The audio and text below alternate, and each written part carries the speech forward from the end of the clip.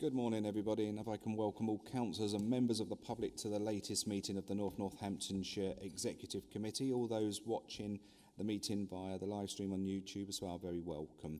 Members are reminded to keep your microphones muted unless invited to speak, and if you can also make sure your phones and laptops are all on silent for the meeting.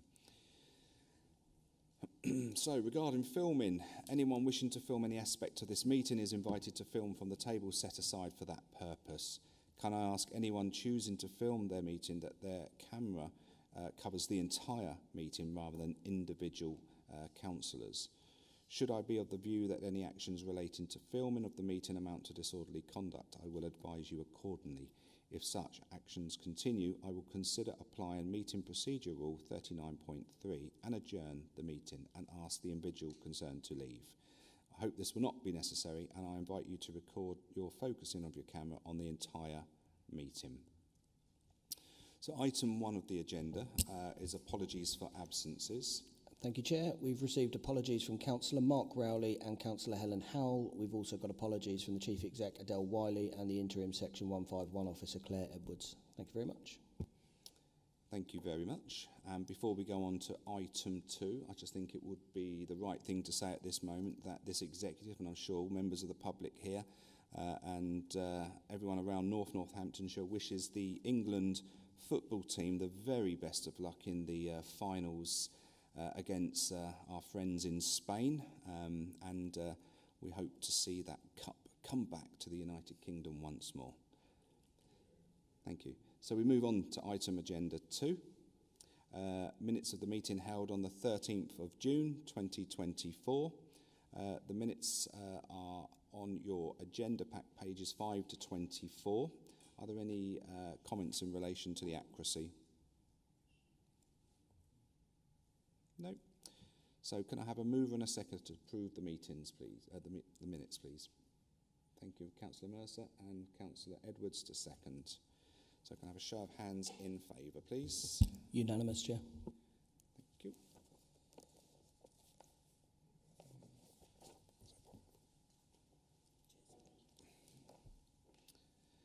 Okay, so on to item agenda 3, members' declarations of interest. Members, do we have any declarations of interest? Councillor Penton. Thank you, Chair. I have attended meetings in the past relating to some of the agenda items for today, but that is was in a note-taking capacity and does not affect my thoughts on the items that we have before us. Thank you, Councillor Penton. Just looking around the table, is there any other declarations of interest? No. Okay. So item 4, notifications to requests to address the meeting. There's a lot of them on here. I'm not going to go through them all, but I will invite you all up in order for the item that you've come to talk about. So we move on to the business. So we go on to agenda item 5, Hackney Carriage dezoning. And I would like to invite Councillor Matt Keane to address the meeting. Councillor Keane, you have a maximum of 3 minutes to speak.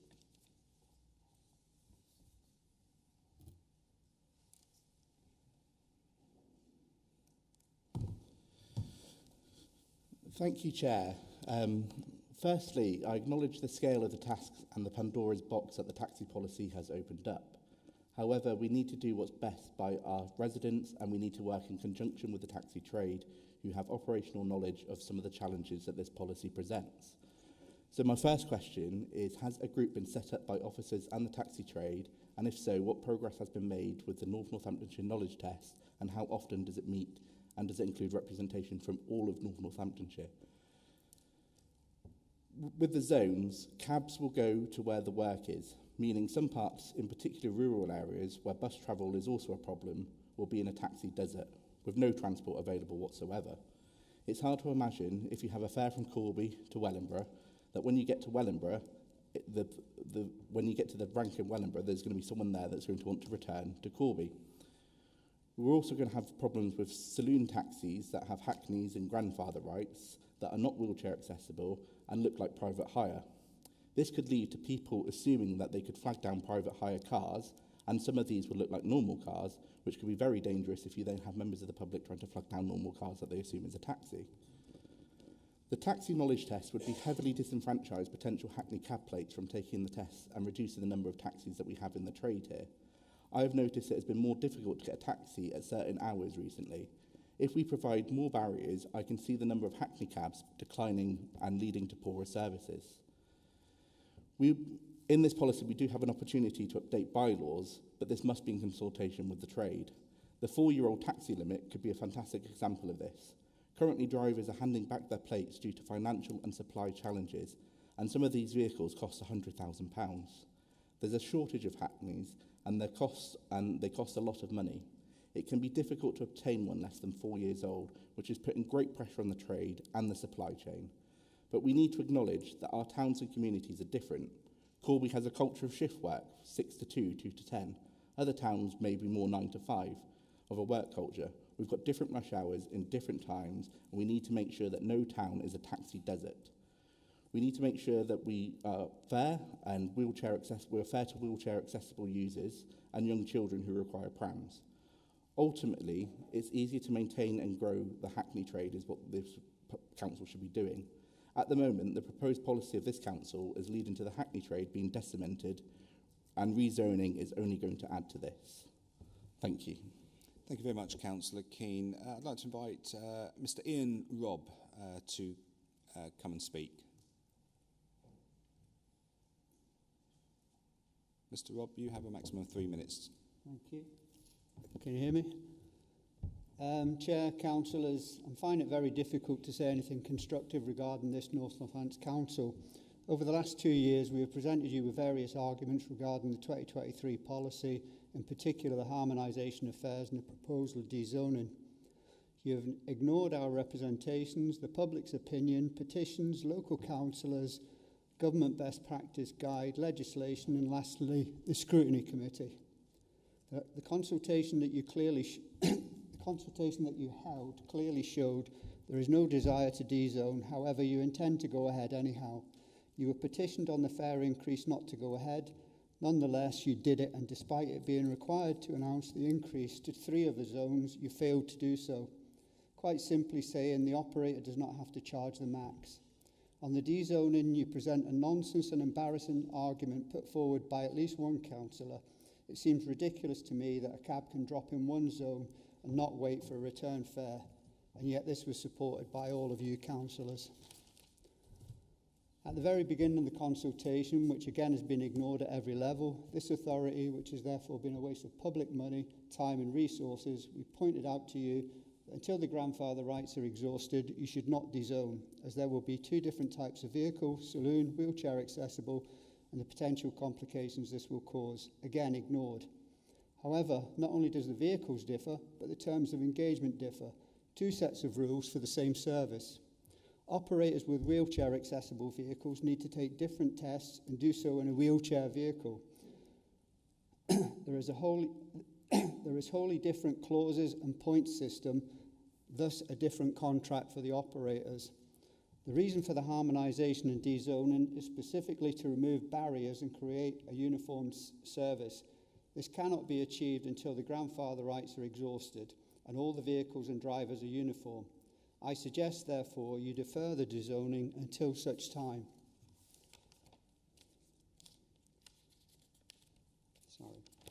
Finally, Chair, hopefully you will excuse me for not staying to hear the outcome of this meeting, as I know it is already decided. Thank you very much. Thank you very much, Mr Robb.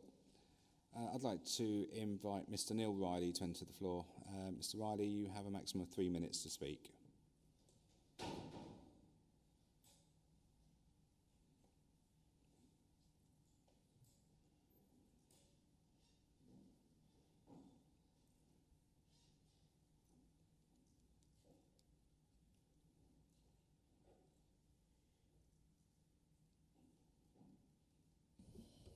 Thank you. I'm not going to sit here and try and change your mind with actual facts and figures, trade knowledge and public petitions. We've done that and you refuse to listen. Everyone in this room knows that this decision has been predetermined. So here we are at the final meeting.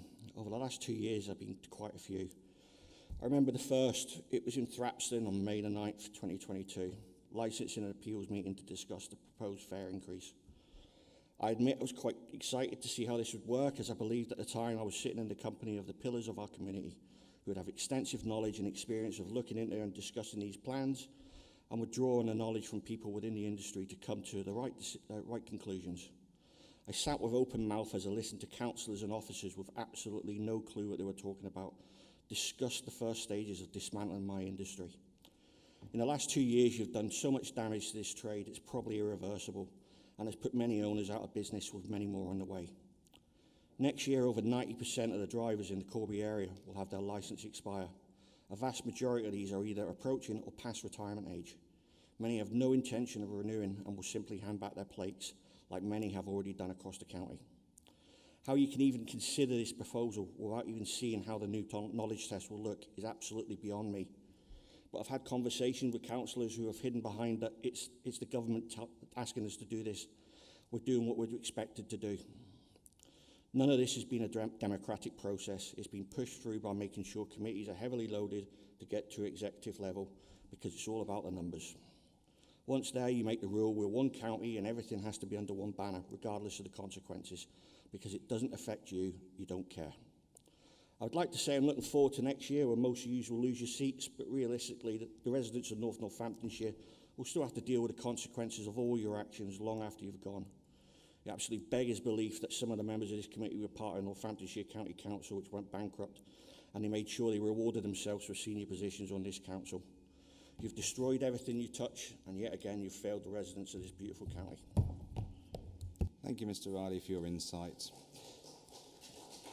Would Mr. Paul Jeffrey like to come up and speak, please? Through you, Chair, Mr. Jeffrey.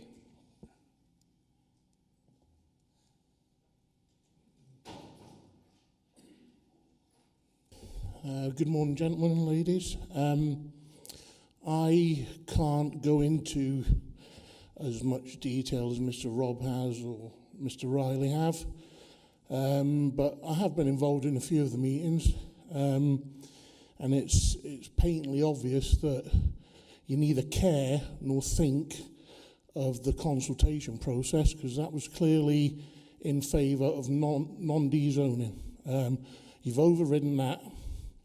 You have no regards for, this is on a personal level, if anything happens to my taxi, I'm 60 years old, if anything happens to my taxi and it's written off, and the insurers come back and tell me so, I'm in a position, I've got 6-7 years left to work in my life. I don't want to go into a factory particularly, but I'm in a position where I would have to go into anything up between £40,000 and £85,000 worth of debt to continue in the trade. And it's unsustainable, it's undoable. I can't do that at this age. But again, there's been no regard or thought of that. And as for the process of the part of the knowledge test that you said, I believe in the last meeting we were told that you would come back to us and discuss it. We haven't heard a thing from you. We've heard nothing about the knowledge test. We've had no process set up to consult us. Nobody's bothered us, not one of you. So I don't see how this process can carry on, because it's just getting pushed through, irrelevant of consequences for our customers, for us as people, businessmen, and anybody else that uses the industry. If you want to come with me on a day shift and have a look at the young ladies of this town and the young men that rely on us to get their taxis to work and to school, and they need it at a reasonable price. And that seems to be going down the hill as well. But it's the whole process from the start, and I've only been to 3 meetings, but I've seen evidence and I've heard everything, and you have ridden roughshod over every opinion given by us and by the public. Thank you. Thank you very much. Councillor Brackenbury, would you like to introduce the report, please? Yes, thank you, Chair, and good morning, ladies and gentlemen.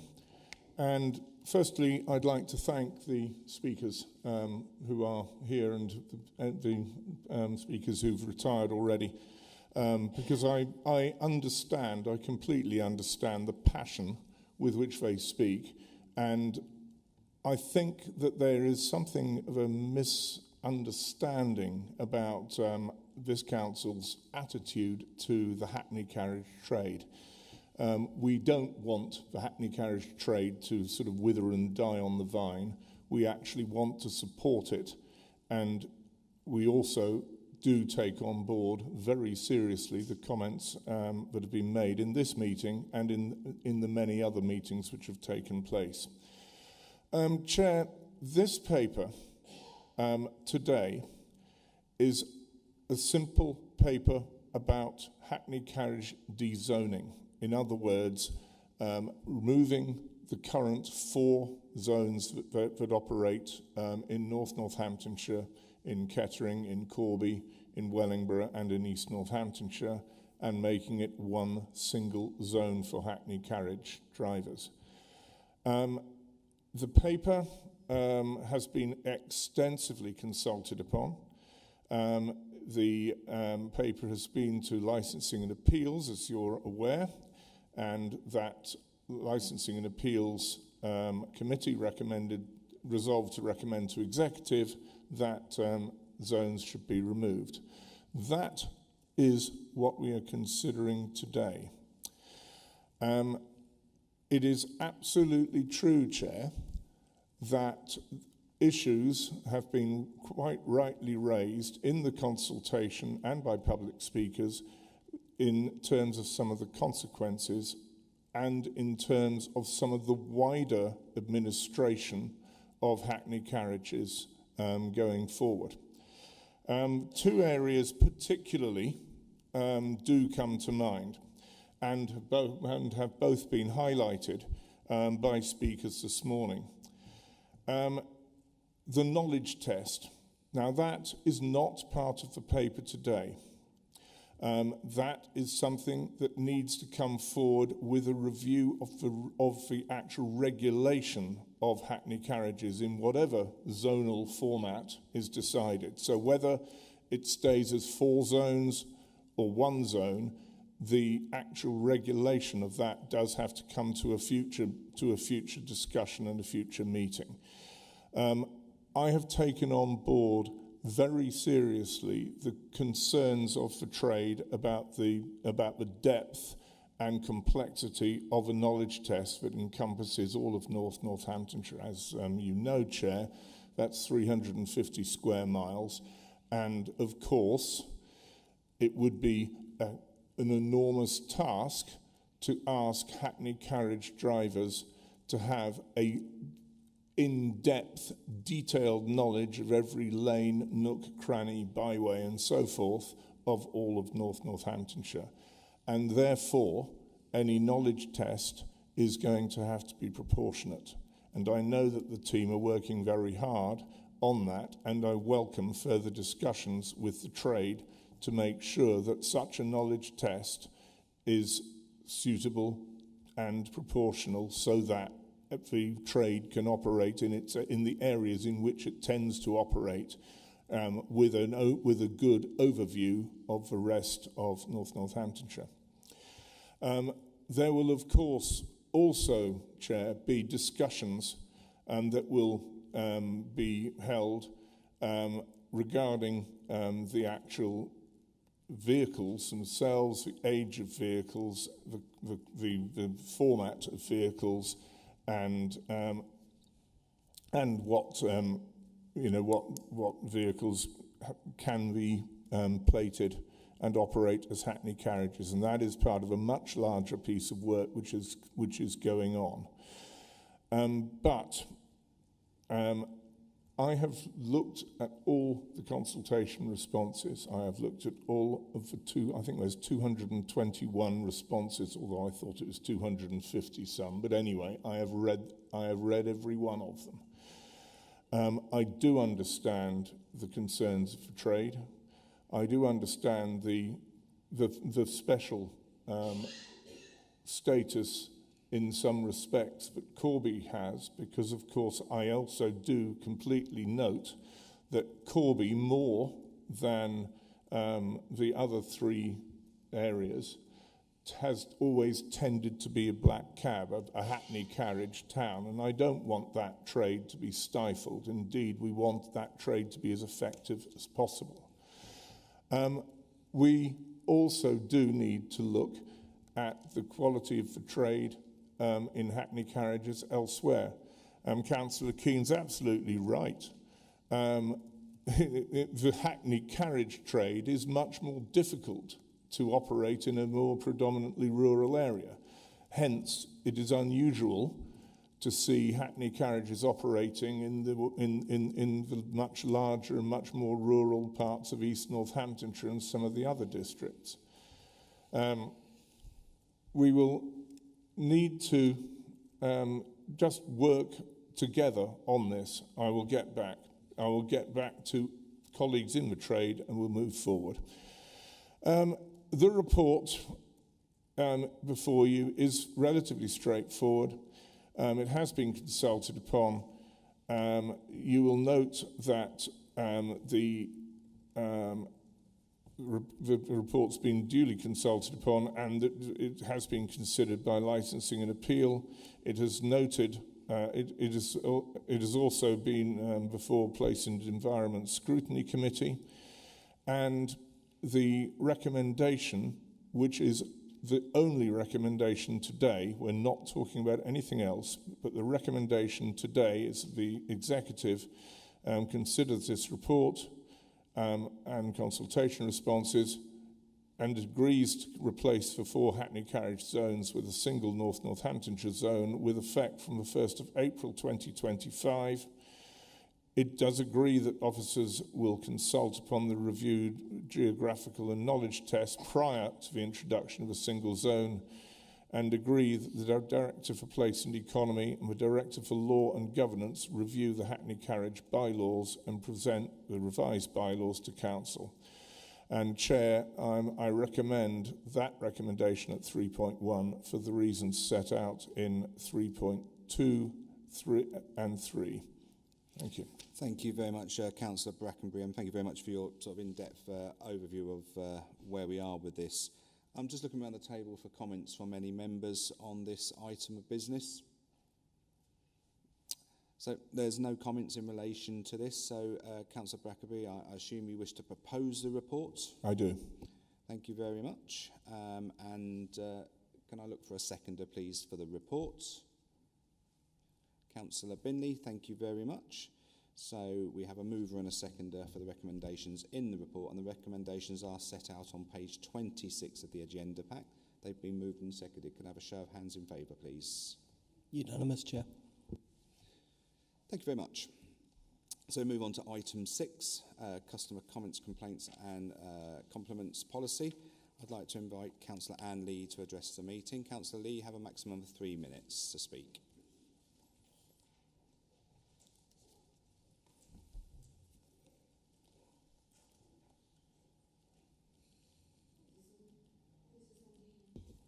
This is on the item of customer comments, compliments and complaints policy. One of the proposed changes under 5.4 on page 162 is to provide complainants with a stage 1 response within 10 working days, 2 weeks, instead of 20 working days, 4 weeks. That has to be a positive change. Only last month I decried the number of complaints that required 20 days to receive a response, so that is welcome. But then on page 163, under financial implications, we see there are no resource or financial implications arising from the proposal. Can that be explained, please? How do you reduce the response time from 20 working days to 10 working days without deploying additional resources? The text says that there is a completed self-assessment against the requirements of the code on page 239, but the page itself is described as an example and 2 columns have been left blank. So do we follow the code? Yes, no, comments, left blank. Under 4, we see a comment on resources. We have designated sufficient resources without any comment. Is that true? Now, the key performance indicators have been showing that complaints have not been answered on time, so I question whether we have sufficient resources, as I have already said, to answer complaints. Then lastly, what falls outside the scope of the complaints procedure is complaints about children and young people services. They are dealt with under the process at Appendix A on page 175, but that is just an icon, the symbol of a PDF file that cannot be opened. As corporate parents, councillors share responsibility for children in care. Well, I cannot visit the children in the homes in my ward, and I have no access to complaints made by those children, not even in anonymized figures. So when will we see those complaints? Can the portfolio holder for children tell me that? And I'm still waiting for a reply to the questions I asked at the last executive meeting from that portfolio holder. Thank you. Thank you very much, Councillor Lee. Councillor Cahoon, please, would you like to come and address the meeting? You have a maximum of 3 minutes.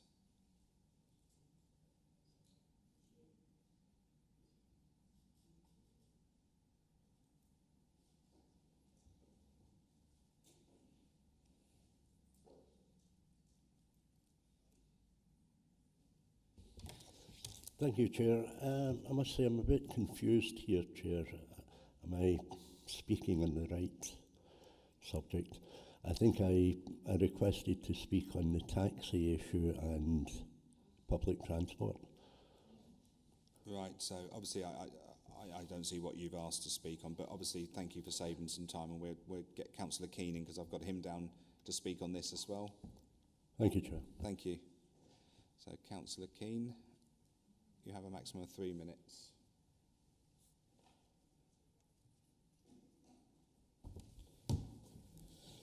Thank you, Chair. I'm from a background in customer service, so I understand that even defining what a complaint is can be controversial and open to interpretation.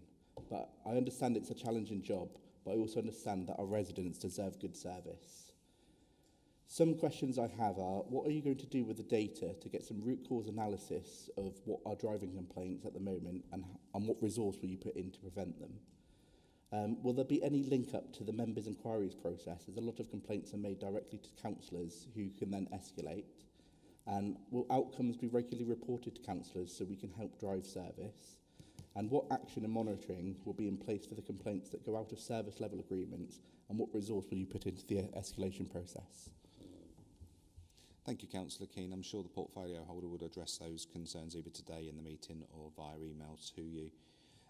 Councillor Lynn Buckingham, you've got 3 minutes. Good morning and thank you very much. I have 4 broadish areas to ask about.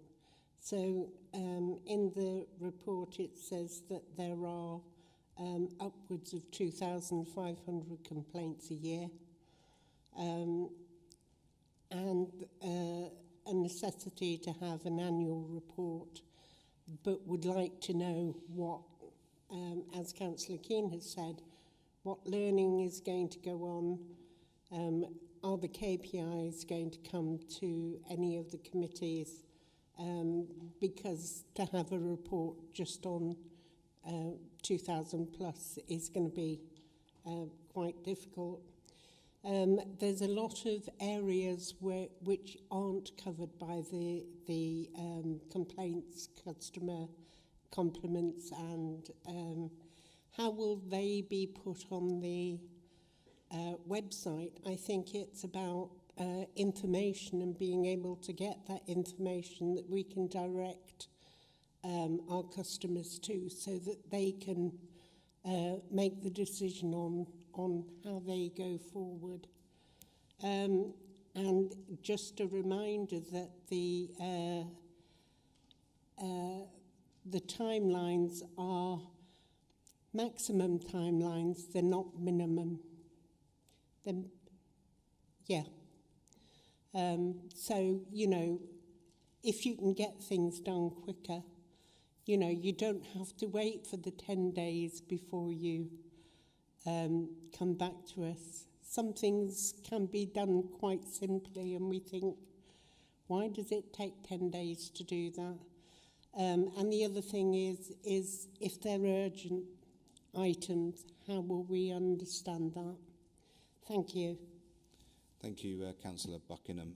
And I'll ask Councillor Bunday to introduce the report. Thank you, Chair. Several of the issues that have been brought up I will be addressing within my introduction.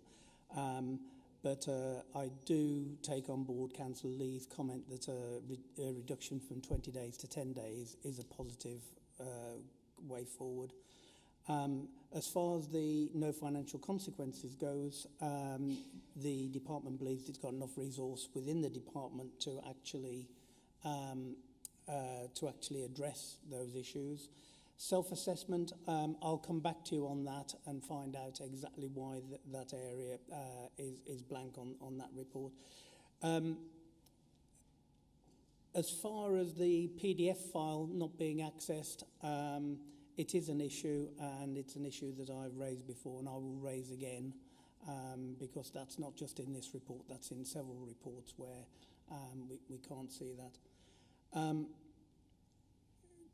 Going on to Councillor Keane, yes, we need to do more analysis, and hopefully these reports will allow us to actually have more analysis and have a better understanding of how the complaints process is going. Yes, we've got 2,500 complaints. We need to learn from our complaints, and we need to embed that in our good practice going forward. Things that appear that are outside of the remit of these reports, if there are anything like that, I'd invite councillors to actually approach me and explain to me what they are, and then hopefully I'll put those in. As far as urgent items goes, certainly if there is an urgent item, you don't put it into a system where it's going to take several days to be acknowledged. There are portfolio holders around this table. There are assistant directors around this table, and they should be addressed because urgent items need to be handled immediately. Moving on to the report, this report seeks approval for an updated comments, compliments and complaints policy. The existing published policy was originally drafted by the Future Northants Programme Board and adopted by the Shadow Cabinet. The Council embraces all feedback and aspires to learn and shape service provision from it. A robust policy will provide clarity of feedback and how it will be recorded on and acted upon, aiding development of a positive complaints and learning culture. This policy links in with the new remedy policy and updated unacceptable customer behaviour policy that were agreed by Executive 2 months ago. And with these, it ensures that the Council has a consistent approach when handling feedback and managing different types of interactions. The complaint handling codes set out by the Local Government and Social Care Ombudsman and the Housing Ombudsman Service enables councils to adopt a consistent, streamlined approach, giving customers a platform on which to provide their feedback and seek clarity. It is both advisable and expected to have a policy that is clear on types of feedback and how poor experiences can be highlighted and acted upon to prevent reoccurrence. In November 2023, the Local Government and Social Care Ombudsman and Housing Ombudsman Service held a joint consultation with local authorities to gather feedback on changes to the complaints handling codes. The outcome of the consultation was communicated in February 2024, with each body publishing updated complaints handling codes. The consultation considered whether a single joint code could be adopted. After considering the feedback from local authorities, it was decided that the codes would remain separate, but that they would be aligned and share the approach in key areas such as complaints response times and oversight. The Local Government and Social Care Ombudsman Complaint Handling Code is considered good practice and is recognised as guidance to be adopted. It will be implemented as part of the Ombudsman's process from the 1st of April 2026, giving councils time and opportunity to adopt the code and engagement of key officers and services. Early adoption is encouraged as soon as it is practical to do so. The Housing Ombudsman Service Complaint Handling Code became statutory on the 1st of April 2024, and as a landlord, the council is legally obliged to follow it. One of the requirements of the code is to ensure that the council completes an annual self-assessment. This outlines the provisions within the code and how the council complies with it. The process enables the council to identify areas for improvement and be open and transparent for residents in terms of the council's approach to complaint handling. The key changes to how North Northants Council handles Stage 1 and Stage 2 complaints under the Local Government and Social Care Ombudsman Complaint Handling Code are at the table at paragraph 5.4. And the key changes to how North Northants Council handles Stage 1 and Stage 2 under the Housing Ombudsman Service Complaint Handling Code are at the table at paragraph 5.7. In essence, a complaint will be acknowledged within 5 working days of receipt. If further information is required, the complainant will be contacted. Ombudsman service details will be provided with the acknowledgement. The complaint will be investigated by a senior officer of the service being complained about. A response will be provided within 10 working days of the date the complaint was acknowledged. If a response cannot be provided within 10 working days, the complainant will be contacted with an explanation and updated with a date of resolution. In addition to this, there is a standard auto-reply that acknowledges the case being submitted, with a further email once it has been formally acknowledged and allocated. Can I also say, with regard to timings, and I take on board what Councillor Buckingham said, there's a sign as you go into a lot of our towns which says that the speed limit is a limit, not a target. And what we're trying to do here and what we're trying to do with KPIs is make sure that departments realise that it isn't a case of, oh, I've got 10 days to answer that. They should be answering it in a very, very timely manner and as quick as possible. And with that, Chair, I'm happy to propose the recommendations at paragraph 3. Thank you very much, Councillor Bunday. And I have first-hand experience of how good the customer service teams are, because obviously I use the process myself and have had to put complaints in on behalf of my constituents and such. And I know they work extremely hard, and I think we should certainly recognise that in this whole approach. Members, have you got any comments in relation to the paper before you? Councillor Mercer. Thank you, Chair. In the adult service, we have a designated complaints officer who then reports to the assistant director, and they do analyse them and take learning from them. In fact, I've had in front of me the report for last year of the numbers, the learning, etc., and they do take them very seriously and do then pass that information back to the teams, so that they can learn from any observations or complaints. Thank you very much, Councillor Mercer. Councillor Edwards. Thank you, Chair. And just to answer Councillor Lee's question in relation to looked after children and complaints with that. So obviously that's run by the Children's Trust. So the Children's Trust are looked after children. They do come to scrutiny at least twice a year. So those questions can be asked through the scrutiny process. We also have corporate parenting boards that meet once a quarter. In fact, I think it's in 2 weeks' time, where a colleague of yours actually sits on that, Anne, as well. So those questions can be asked through that. And I also have regular meetings with Colin and the team to discuss anything that is outstanding within the Children's Trust through that. Your second part, you're absolutely right. I haven't answered the question from the June executive, and I thank you for your email also reminding me on that. I have sought advice on that, and we are coming back to you as soon as possible. Thank you. Thank you very much, Councillor Edwards. Just looking around the tables, any further comments? Councillor Howes. Yes, thank you, Chair. It's just really in relation, I appreciate this is a wider topic, but just in relation to the members' inquiry system that's been put in place. I use that quite a lot, and I remember when it was put in place, we said that we wouldn't probably get it perfect first time, and it's going to develop, and it is developing. But I actually think the customer service team do the best job they can do at the moment. There is room for improvement, but yeah, I actually think we're going in the right direction. It's going to take a little while to get perfection, but we'll get there. Thank you. Absolutely, Councillor Howells. There's always room for improvement, as my old headmaster used to tell me on a regular basis. So, Councillor Bundy, I'm sure you're happy you've proposed that report. I'm going to find you a seconder now. Would someone like to second the report? Councillor Edwards, thank you very much. The recommendations are set out on page 160 of the agenda pack. They've been moved and seconded. Can I have a show of hands in favour, please? Unanimous, Chair. Brilliant, thank you very much. So we move on to the item agenda 7, adoption of the local air quality strategy for North Northamptonshire. I'd like to invite Councillor Anslow to address the meeting. Councillor Anslow, you have a maximum of 3 minutes.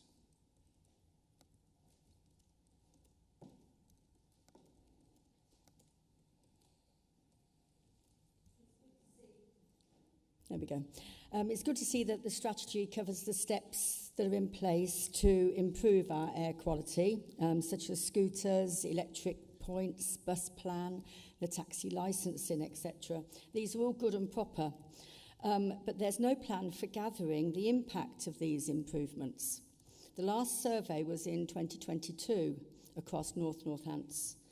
No local data for hotspots, such as the one in Wellingborough at Broad Green or Sheep Street in the town centre. The road that goes through is a thoroughfare, or even though there is a bypass.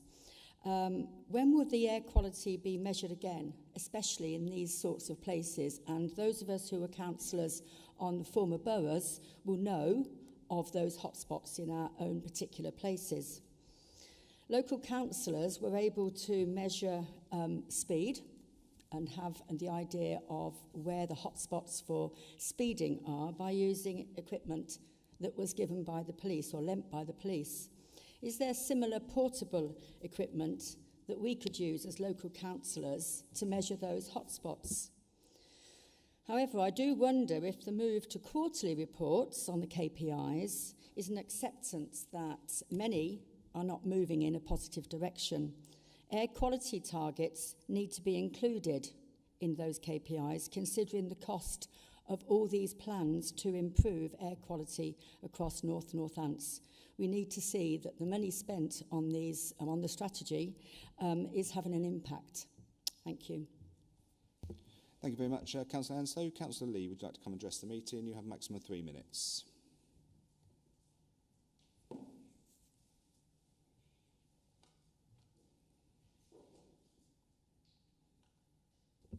The strategy is welcome and been a long time coming. But this is the practical implementation of all these good intentions. It is stifled by the lack of staff.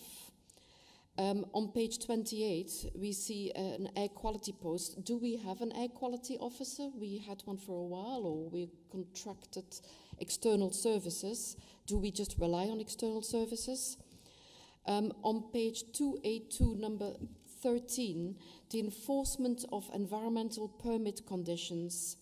Again, it shows in the last column that a barrier to implementation is the staff numbers and competent skills. Environmental permitting, risk rating inspections, staff numbers again, and competence of skills for higher risk installations is a barrier. In the opening paragraph, we read that NNC has a duty to monitor nitrogen dioxide, but where are we measuring that? On page 258, we see that the table is missing of nitrogen dioxide concentrations by location. The table has been cut from the text. Where can we find up-to-date information of where nitrogen dioxide is measured and where the results are, as my colleague councillor already said? Somewhere in the table it says that work is being done with the school, preparation work was done with the school to make the children aware about the importance of air quality and walking to school rather than stepping in a car and getting a lift there. But more work needs to be done in that respect. If we really consider that a priority, we should reinstate the van that we had that visited schools with educational officers who highlight to children how important air quality is. because we need to prepare the next generation for that. And we had a van, but we let it go in the beginning of this council. So a lot of work done, but just concentrating on EV, electric vehicles and infrastructure is not enough. It's also about education for us councillors to remain informed of what the situation is, what we need to tackle, and forcing any pollution, because that's important. And it's the Achilles heel of this council, enforcement. Thank you. Thank you very much, Councillor Lee. So I'd now like to invite Councillor Pentland to introduce the report, please. Thank you, Chair. And I'd like to thank Councillors Anslow and Lee for their very pertinent comments. Councillor Brackenbury, I just think we're going to take a quick 5-minute comfort break at this moment in time. Sorry to jump in on there. So just as I was building up to a full head of steam, Chair. Okay, thank you very much.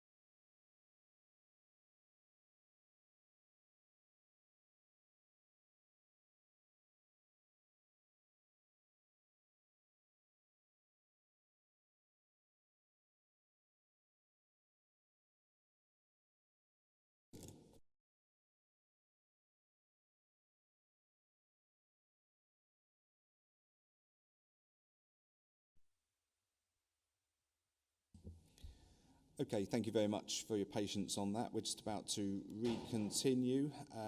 So I would like to invite Councillor David Brackenbury in placement of Councillor Pentland to introduce the report, please. Yeah, well, thank you very much, Chair.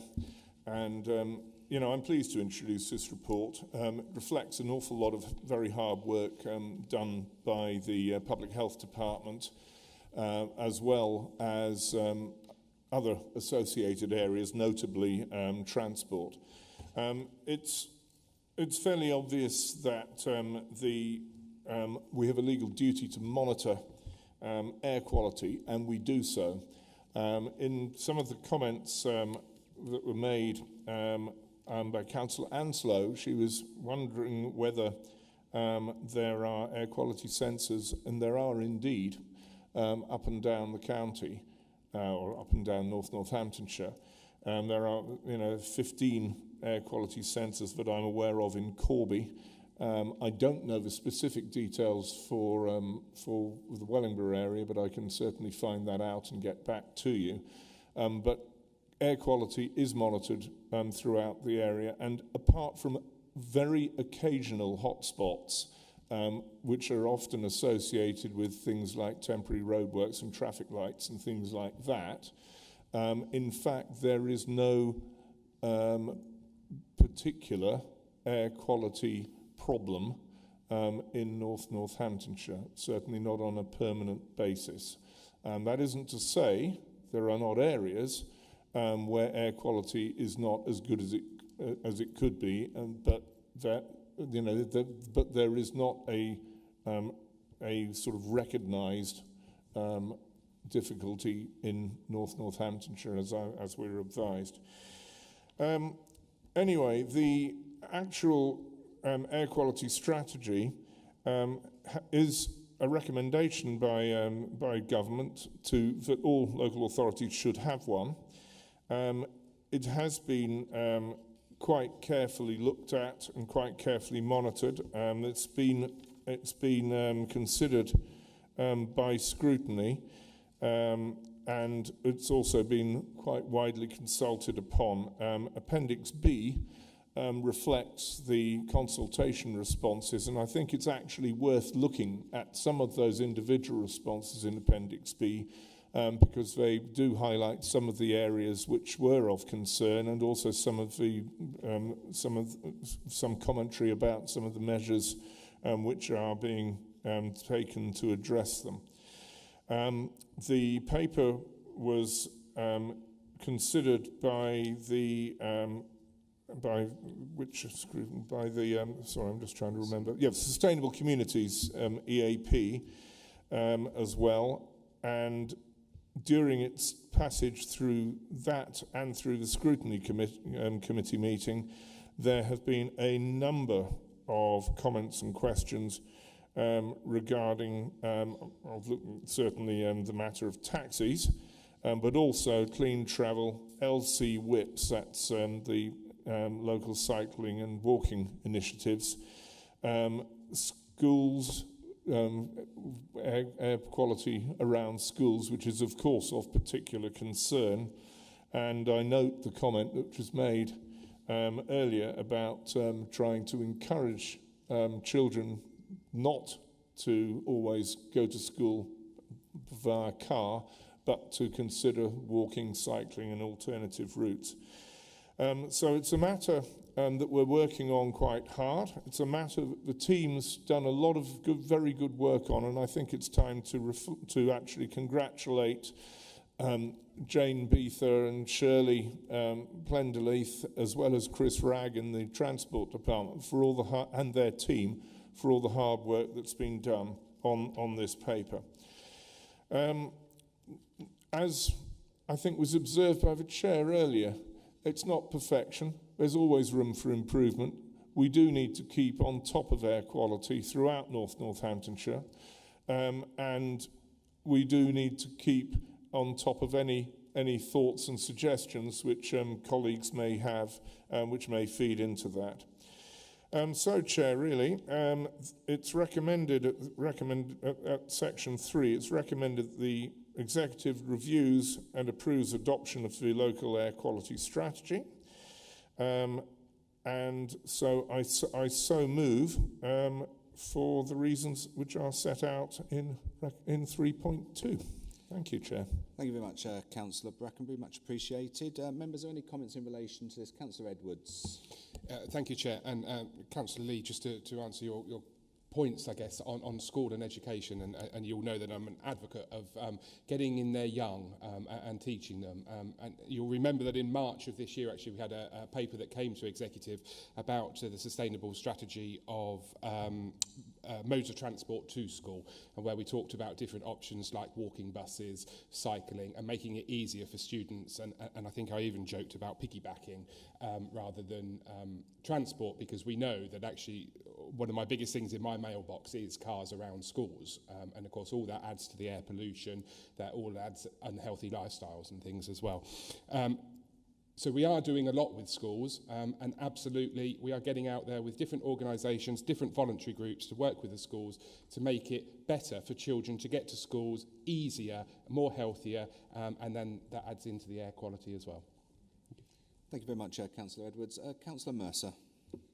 Thank you. I'd like to thank Councillor Brackenbury for his kind words about the public health, but actually they just sign it off. It is done by environmental protection, but thank you for that anyway. But I also wanted to say that it is such an important topic for the public health. If you see on page 262, the cost to the economy, 2,569 per person per year for nitrous dioxide, and up to 7,569 per person per year for particulates. So it is... it's not just a peripheral topic. It is extremely important both for the country, for the economy, for the NHS and for the residents in general. Thank you. Thank you very much, Councillor Mercer. Councillor Binley. Yeah, thank you very much, Chair. I too very much welcome this report, and you know, as Councillor Edwards has already touched on, the kind of home to school transport side of things, which sits under my portfolio. Again, it's something I'm very supportive of with what Councillor Edwards and his team have been doing with regards to the active travel to school. And in fact, there's quite a stark figure out there with regards to how many pupils at primary school age walk to school versus how many children at secondary school age walk to school. The drop-off is quite scary, really. I think what this report really shows, and people, you know, there have been some sort of comments made that not a lot of work's going on in this. Actually, what this report shows is there's a huge amount of work that's gone into this, with various departments all working on this. This has not just been left to one team to drive it forward.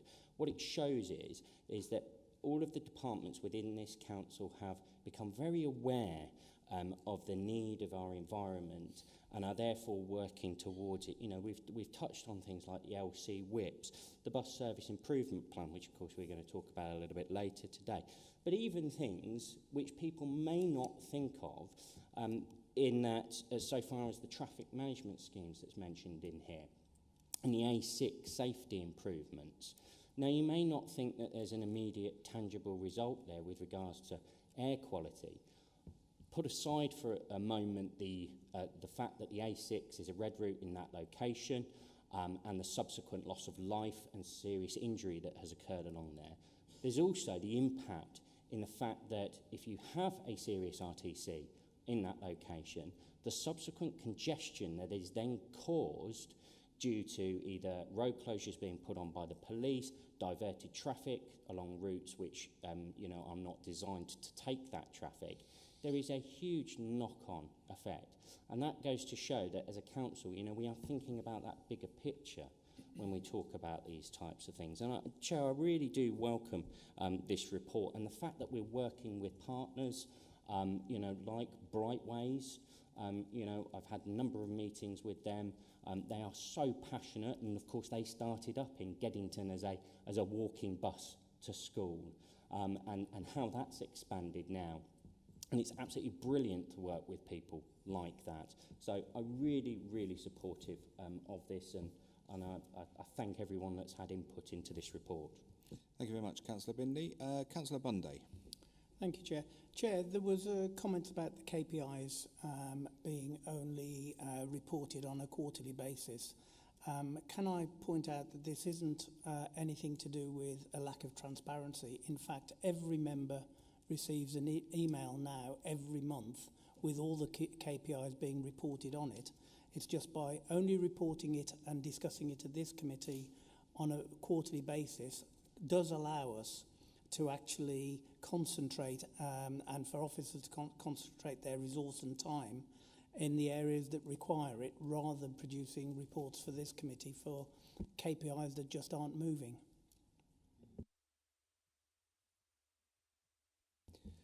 Thank you very much, Councillor Bunday. And it's worth adding to that that all executive members are fully aware of their KPIs and where they're sitting on a monthly basis still. It's just that we report them, as you say, quarterly. So thank you very much. Councillor Brackenby, did you want to wrap up on any of that? I know you've moved the report. Happy to find you a seconder straight away. But if no, you want to thank you, Chair. Just to thank members for their welcome and supportive comments, and to agree with Councillor Bindley particularly that yes, indeed, this air quality strategy is a cross-cutting matter. It affects every directorate, and it is something that is something we take very seriously. So happy to move for reports. Thank you very much. So the report has been moved. Can I look for someone to second that report? Councillor Bindley, thank you very much. So there's a mover and a seconder. The recommendations are set out on page 244 of your agenda pack. Can I have a show of hands, please? Unanimous, Chair. Thank you very much. So we now move on to item 8, decarbonisation project at Corby Cube, Corby International Pool and Desborough Leisure Centre. I'd like to invite Councillor Buckingham to speak. Good morning again. I obviously welcome this report. Any investment in any of our buildings is to be welcomed and embraced. However, I do have some observations that I'd like to just put forward. So those being that the sustainability of any project going forward, it talks about maybe, in times in the future where we might have to get funding again for this.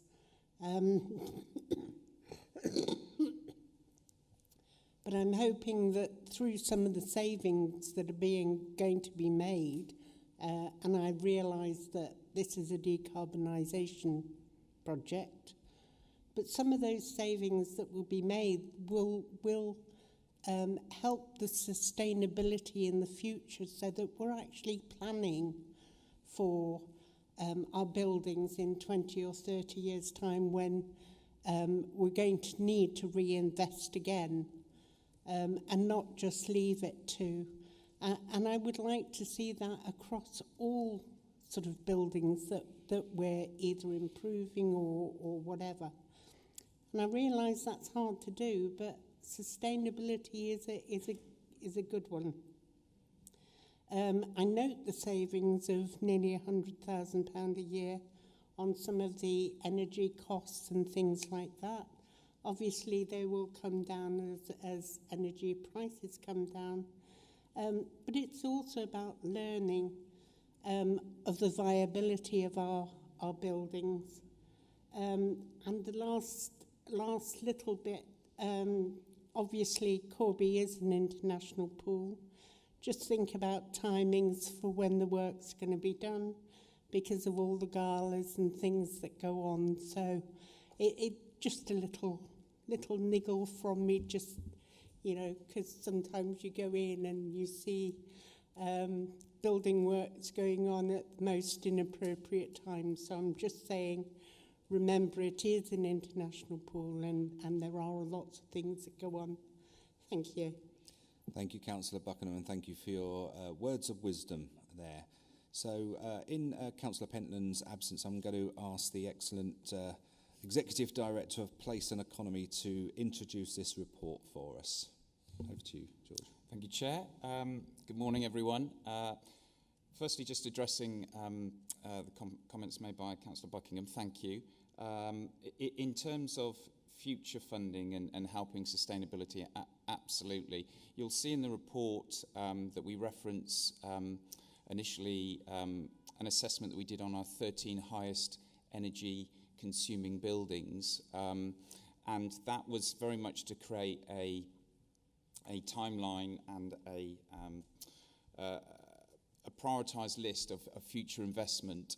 So the three that we've highlighted, obviously we've been successful in securing funding for, but we will be revisiting that list to put in future bids, and again generating further efficiency savings, as well as also fundamentally reducing our carbon footprint, which again the report highlights in some detail. Also, the timings of when the work's to be done, absolutely. I think it's fair to say for all three sites we need to be mindful of those, because they're all busy sites. And again, the project team that will be looking at this, as you again see referenced in the report, will be very mindful of that. Although most of the work should be away from the customer-facing areas, again, as you'll see. Turning to the report itself, as you can see, this is a positive report. This is about accepting grant funding from the Public Services Decarbonisation Scheme for a grant of £3.858 million, and to undertake a wider project of £4.384 million of decarbonisation activities at the Corby Cube, Corby Swimming Pool and Desborough Leisure Centre. Turning to some of that background that supports this report, you may remember in the first year £1 million was assigned as part of the Council's commitment to climate change, and we used some of that £1 million to, as I say, undertake a number of surveys across our highest energy taking facilities that we've got across our council footprint. And we've used that for this particular bid, as you'll see. The surveys identify buildings with the highest energy usage and earmarked Desborough Leisure Centre, as there are already works planned in that particular facility. And we also, as part of the bid that we submitted in November 2023, not 24 as it says in 4.3, to replace our fossil fuel boilers with air source heat pumps at both the swimming pool in Corby International Pool, here at Corby Cube, and at Desborough Leisure Centre. To offset the cost of air source heat pumps as well, we're installing solar panels to help with the overall carbon footprint. So a grant was submitted for £3.858 million, and I'm pleased to say we were awarded that fully in May of this year. We were expecting it in the January, and therefore to maintain pace and to ensure that we complete all of the spend by the end of March 2026, we brought a paper to Executive in May of this year to begin work on the design process at a cost of £276,000. So those designs are currently in progress, and we will then be looking to go out to a compliant framework and an open tender process to undertake the works, as I say, over the next 18 months.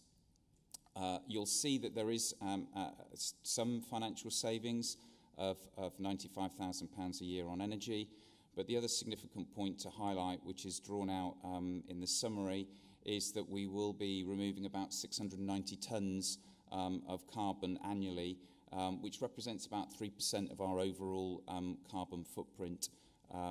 And as I say, we will want to revisit that list to do further bids and to continue to reduce our carbon footprint on some of our highest energy consuming facilities that we've got.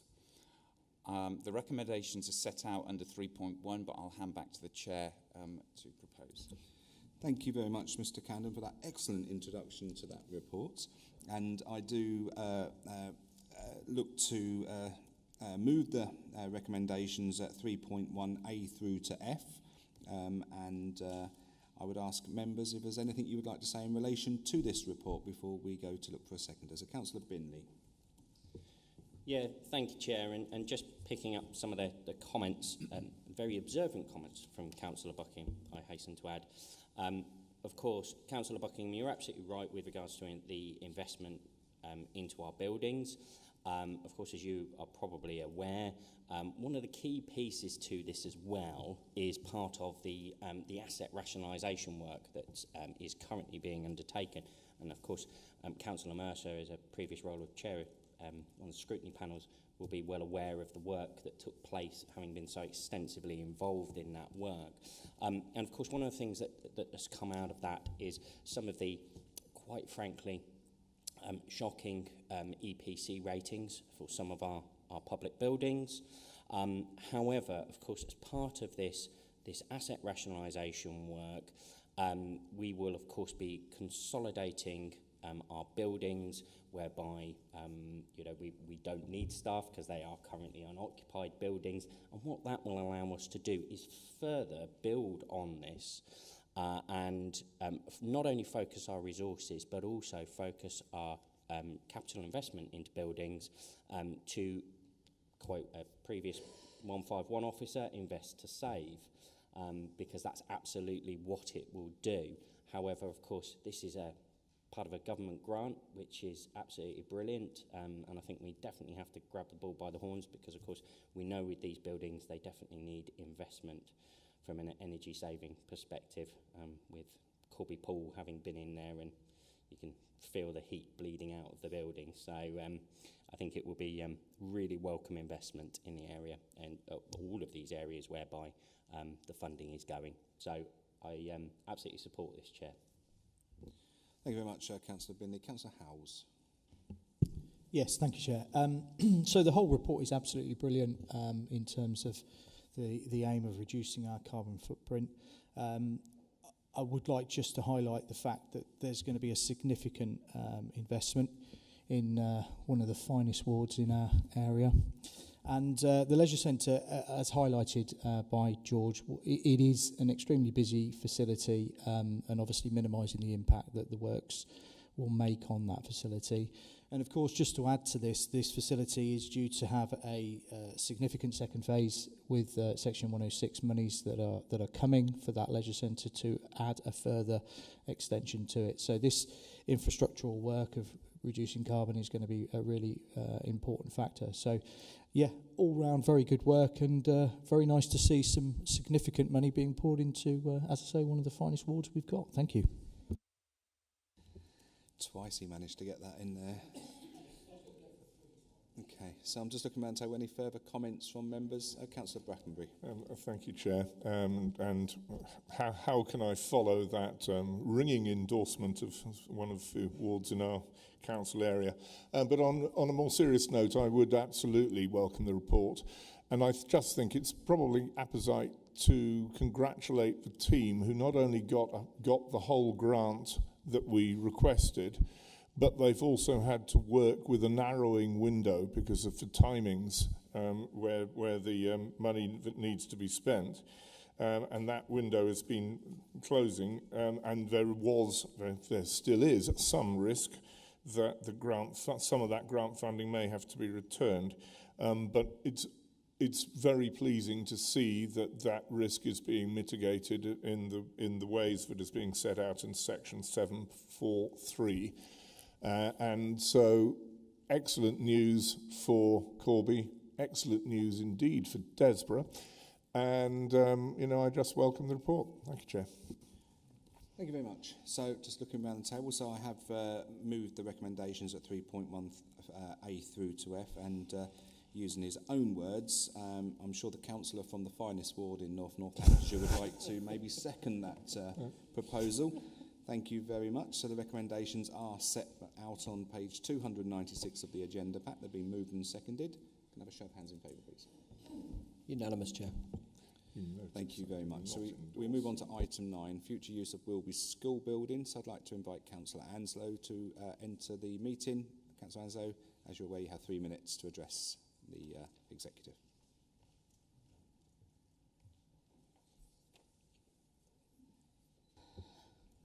Thank you.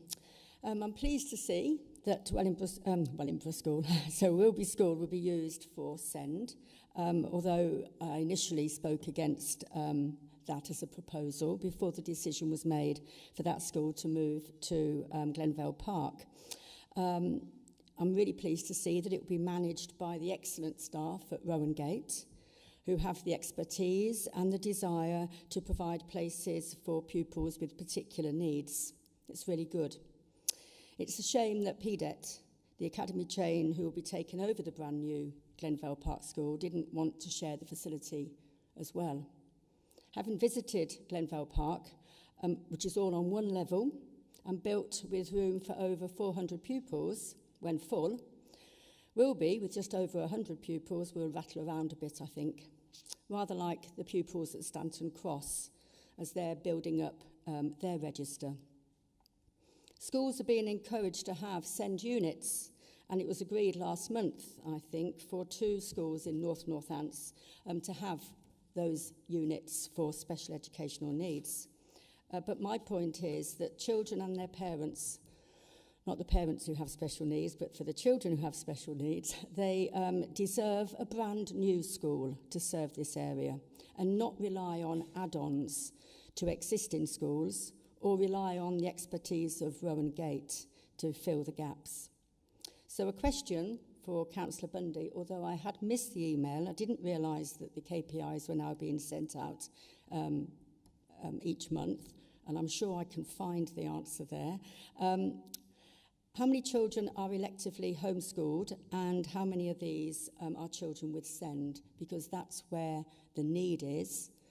Many parents are voting with their feet and removing their children, and it's time for a brand new school to be built in this area. Thank you. Thank you very much, Councillor Anslow. We look forward to central government funding such a school. It would be most welcome. So I would like to invite Councillor Edwards to introduce the report, please. Thank you, Chair, and Councillor Anslow. I'm pleased that you welcome it in Wilby. It is indeed going to provide 28 places, much needed places for children with SEND, and it will be a school purely for children with SEND as well. It has been welcomed by the Parish Council in Wilby, and it has been welcomed by the parents and the students alike. It was Rowan Gate's decision to have a school of their own rather than move it into Glenvale. Although you'll know actually, because Glenvale at the moment is a big primary school, as you say, it is actually opening in 2 stages. So the first stage is just for the old Wilby Primary School, and then later on the second stage, when there's enough children in Glenvale Park to fill it, then they'll open up the second stage. So that's the reason why it's not that we're treating children with SEN differently at all. It's about looking at the needs and accessibility of each of the schools. So this report is for the future use of Wilby Primary School. So you'll know that 2 reports have come to the executive previously in relation to moving a school into the new school in Glenvale Park. 2 schools put forward and were chosen after an extensive consultation and presentation, and was chosen to move in. This will happen in September of this year, and I look forward to it. I also look forward to actually having more space for SEND students, and like I said earlier, 28 places within Wilby Primary School will be put there and used by, as Councillor Anslow said, the absolutely amazing Rowan Gate School, who provide a school in Wellingborough and also many satellite places around Northamptonshire, including Rushden as well. They are an amazing school that do amazing, and I keep using the word amazing, but they truly are, that do amazing work for the children that need it. So I welcome this report. I welcome the use of the school for this purpose, and I also look forward to further reports in increasing the SEND capacity. This is the second month we've done it, so I look forward to more coming forward. And so I move the report. Thank you very much, Councillor Edwards. Any comments from members? Councillor Bunday. Thank you, Chair. Just in response to Councillor Anslow's comments about the KPIs, she should now have it in her inbox. Very efficient, Councillor Bundy. Well done, you. Okay, so Councillor Edward has moved the report. There's no other further comments in relation to that. Can I look for a seconder, please? Councillor Binley, thank you very much. So your recommendations are set out on page 306 of the agenda pack. They've been moved and seconded. Can I have a show of hands in favour, please? Unanimous, Chair. Thank you very much. So item 10, homelessness and rough sleeping strategy 24 to 29. I'd like to invite Councillor Lee to address the meeting.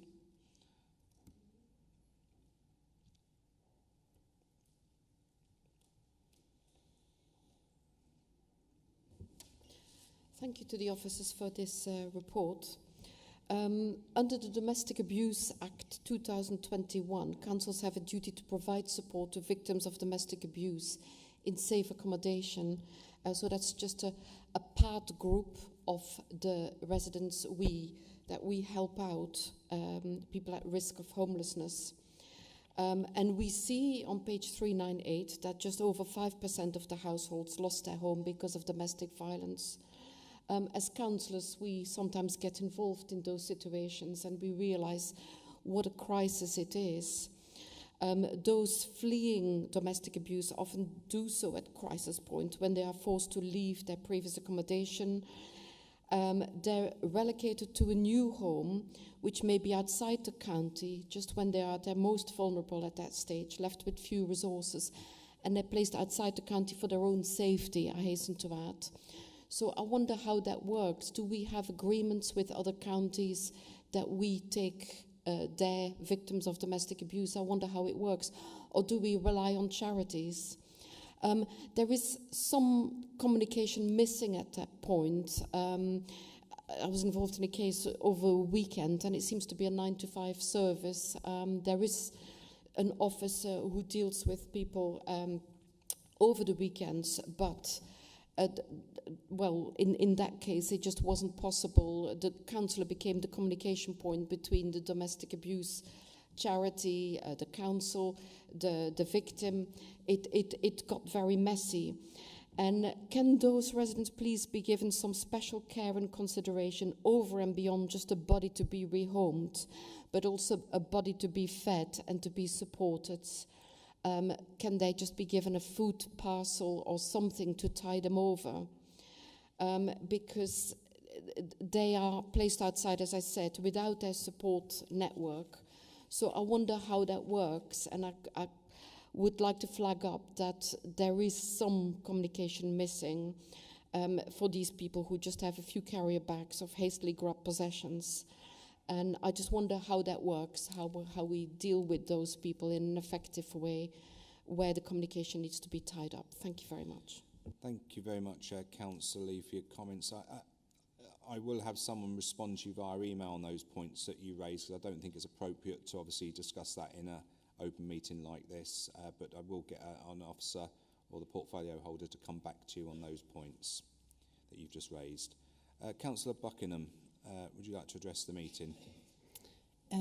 Good morning again. This one is a report which, although I welcome,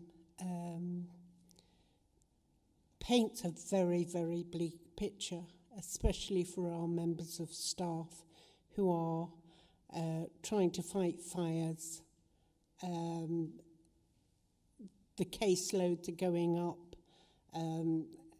We're having to make hard decisions on who gets what and where, if they go out of county or whatever. There are several areas where I feel that there are bits and pieces missing. One, it talks about vulnerability without putting down what a vulnerability is. So is it vulnerability? And it could be any vulnerability, and, you know, we've all had caseloads where we feel that the client is vulnerable, but that's been dismissed by homelessness. So we need a really good definition of how vulnerable people will be treated. For example, and it is an example, there's no names, we have pensioners with health disabilities sleeping in our woods, amongst other people. The other areas where I feel that there are bits and pieces missing is that there are a lot of people on our waiting lists who are already our tenants, but are they're homeless because of their circumstances. So we have people with changing health needs who need different facilities. Their housing is not suitable for them, and they're waiting for years to resolve those problems. I think some of these things need to be teased out a little bit more and put into the strategy.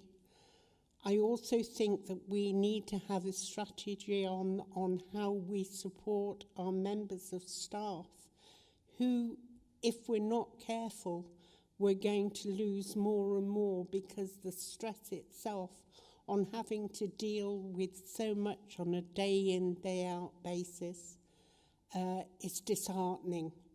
And members of staff are going home in tears. Councillor Buckingham, that's your 3 minutes up. Thank you. Thank you very much. So I now move to Councillor Binley, who's going to introduce this report on behalf of Councillor Rowley. So, Councillor Binley, over to you. Yeah, thank you very much, Chair. I'll just pick up some of the points that have been made. Of course, I won't go into details about specific cases because I don't know details about specific cases in relation to domestic violence. However, what I would say is a very general point is that, yes, we do have victims of domestic violence that are in temporary accommodation within North Northamptonshire that are from outside of areas.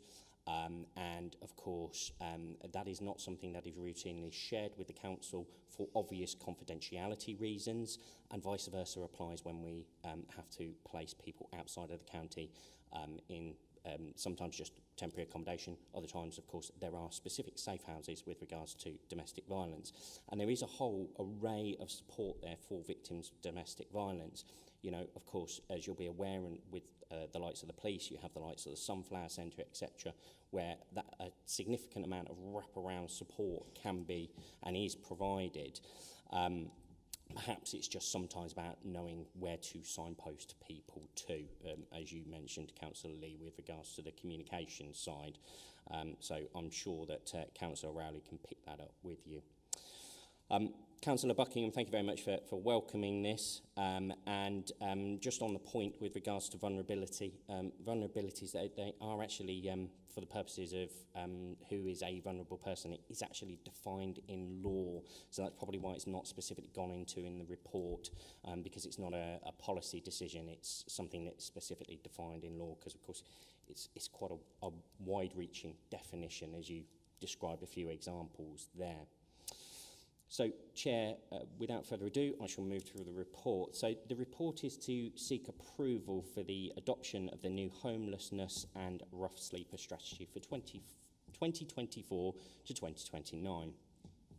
As can be seen from the report and the attached appendices, it's clear a considerable amount of work has gone into this. And first of all, I'd like to thank officers for their hard work, but also the various other individuals that have had input into this to help shape this strategy. The new strategy, which is found at Appendix A, replaces the current version of the homelessness and rough sleeper strategy for 2019 to 2024. That was developed and produced by the former Sovereign Councils within North Northamptonshire. The report captures some of the key achievements to date since NNC was formed. The Homeless Act 2002 requires the council to undertake a review of homelessness locally and publish a homelessness and rough sleeper strategy based on the findings every 5 years. The new strategy helps to provide a key framework moving forward to help tackle homelessness and rough sleeping with the support of partners through a clear vision and ambition underpinned by a set of core values which link to the corporate council values. So in October 2022, we held a Northamptonshire Homelessness Conference. Although I hasten to add, this was attended by organisations from all over the county and also neighbouring counties as well. Even officers from neighbouring local authorities were in attendance, and the conference really was packed with various partners. I can say this on good authority, as I was actually at that conference. The first step, this was really the first step in discussing themes and trends, allowing an initial consultation into the strategy and to just help shape that direction that it would go in.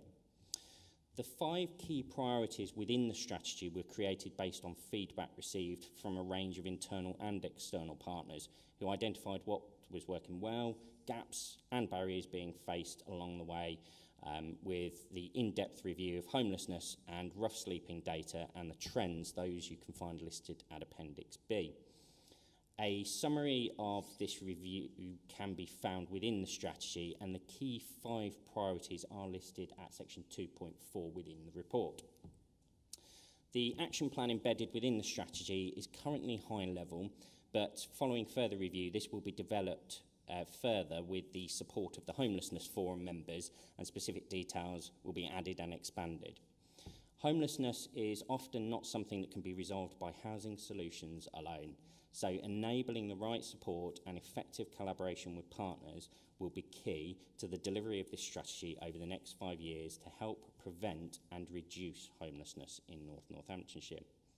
An extensive consultation process was carried out on the new strategy between February and March 2024, which showed strong support for the 5 priorities. Again, that's all contained within the pack. You will see the responses to those 5 priorities. And the open-ended feedback received aligned with the actions already captured within the action plan. Those consultation responses are summarised at the report in Appendix D. The strategy was considered also by the Place and Environment Scrutiny Committee on the 21st of May of this year. They welcome the strategy, and also their recommendations can be seen in this report at section 7.7.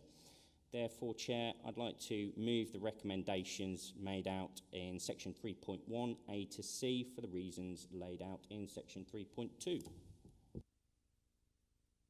Thank you very much, Councillor Binley, and thank you very much for taking that report forward.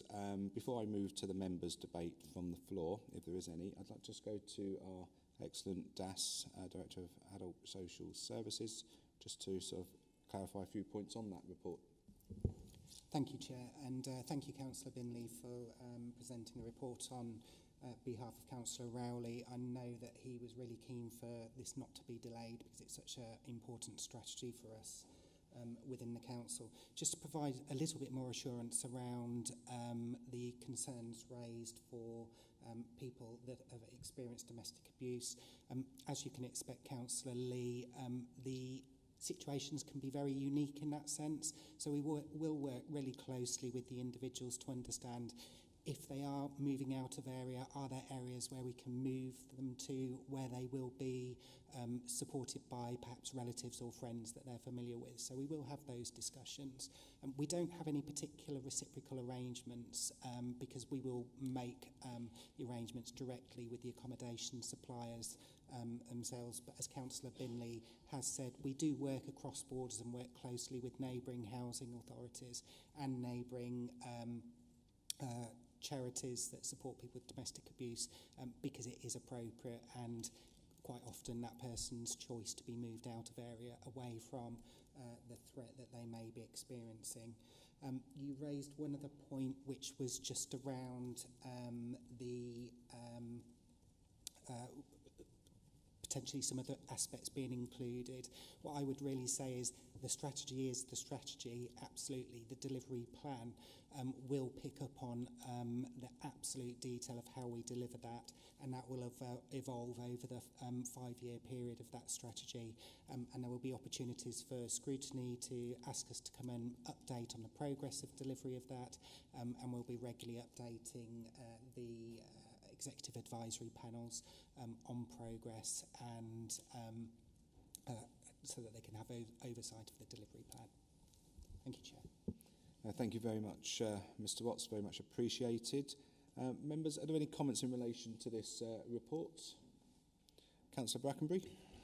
Just very much, Chair, to welcome the report and to welcome the detailed work that's gone on in terms of trying to source opinions from as wide a body of stakeholders as possible, and crucially to actually try to reach people who have got experience of homelessness in themselves, because that demographic is of course very difficult to access, and yet they've got experiences which should be reflected in building this strategy. And I very much welcome the work that's gone into actually trying to trace a relatively small number of people, but a very important number of people to feed into the excellent strategy that's been put forward. Thank you, Chair. Thank you, Councillor Brackenbury. Just looking around the table, no further comments. So Councillor Binney has moved the recommendation in the report. Can I look for someone to second that report? Councillor Mercer, thank you so much. So the recommendations are on page 330 of your agenda pack. They're being moved and seconded. Can I have a show of hands in favour, please? Unanimous, Chair. Thank you very much. So we move on to item 11, North Northamptonshire Bus Service Improvement Plan 2024. I'd like to invite Councillor Anslow to address the meeting.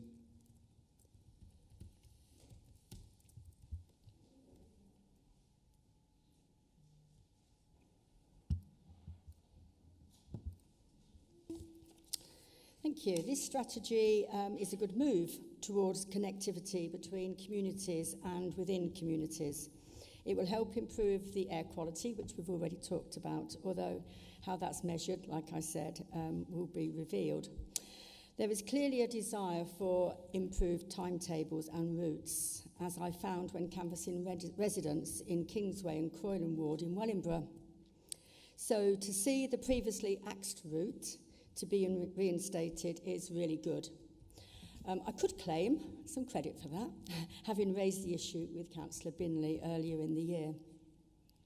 Not all residents are able to access stagecoach routes, though, and so the strategy recognises the part played by community bus services. Indeed, the Shire Community Services, which seems to be having a bit of a boon at the moment, are increasing their bus provision, which indicates that Wellingborough and Rushden are not yet fully serviced by stagecoach, and there's room for expansion. Indeed, it's not just Wellingborough, although that's where I represent, it's also Corby and Kettering route. The one that goes from Corby to Kettering Hospital takes 50 minutes, or you can get 2 buses, which will probably take the same amount of time. That route needs to be reinstated. There's a real need for people to be able to get to Kettering General Hospital. But it's not all about routes, however, as this strategy identifies the need to transition to electric vehicles, the need to make fares clear and simple, the need to make, much like the current £2 a journey offer, and the need for single point of contact for customers. As NNC subsidise the bus operators, we need to work with them to make these key changes that will keep people using the services. Thank you. Thank you very much, Councillor Anslow. Councillor Cahoon, I'd like to address the meeting. You have a maximum of 3 minutes.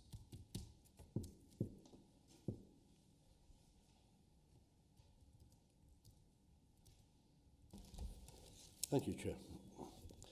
Firstly, Chair, I was reading the Evening Telegraph and also in the email about the decision to offer a bus service to assist the travel needs of residents of Beaujut and Wollaston travelling to Wellingborough.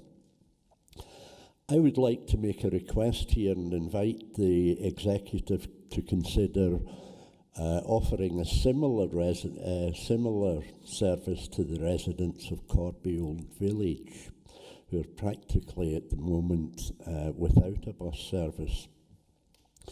The Old Village has a particularly high number of elderly residents, many of whom have lived their whole lives in the Old Village.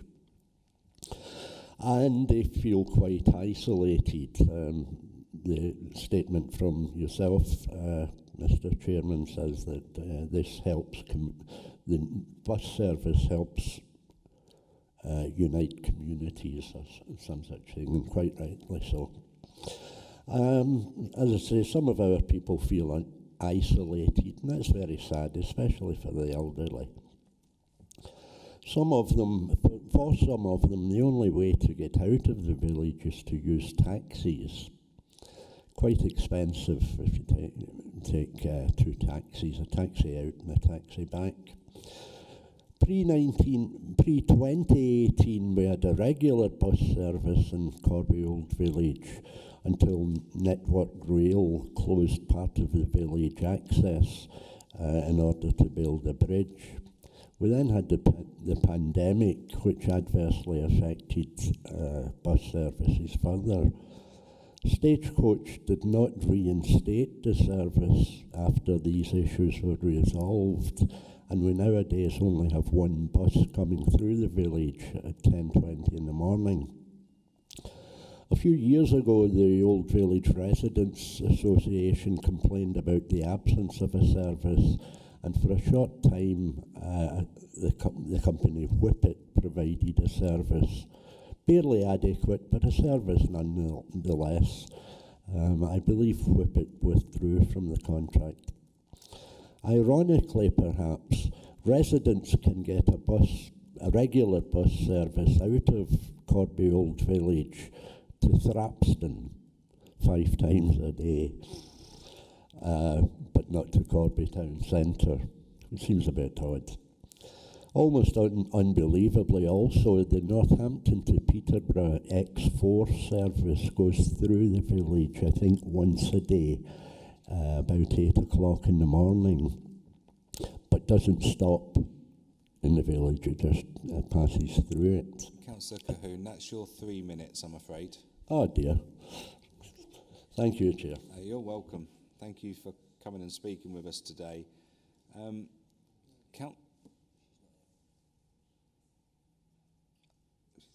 Councillor Buckingham, are you wishing to speak on this item? It was my daughter, Councillor Leanne Buckingham. Okay, so just on my list it has something slightly different, that's fine. But if you've got me down, I would love to speak. You're never one not to take advantage of a situation, are you? So go, No. please, you can have 3 minutes. Thank you very much. I've invited you. And I know that some of the things that Councillor Buckingham wanted to speak on was the service that goes through some of our new estates. Oakley Vale have lost their bus. You've heard about the Old Village, the Kettering General Hospital. What's going to worry me in the future is the home to school transport, where you will be losing a number of buses, and we won't know how many of those buses will be lost until they start the new service in September. The other thing that surprises Stagecoach is that there isn't a student discount for the use of buses. So where they're on a commercial route, there is usually a subsidy for student travel, and that doesn't happen in Northamptonshire, and it's the only county where there isn't a student discount. So We need to look at that in future when we're looking at the home to school transport and use of commercial travel, please. Those are the only ones that came into my mind. Thank you very much for allowing me to speak. How could I turn you down? But just to note, there is a fare, isn't there, where you can get a ticket for £2. So I think that probably does work out a little bit cheaper than a student discount would be on a bus ticket. So that option is available to people, just to set the record straight on that. So I'd now like to invite Mr. Robert Foskett to address the meeting. Mr. Foskett, you have a maximum of 3 minutes.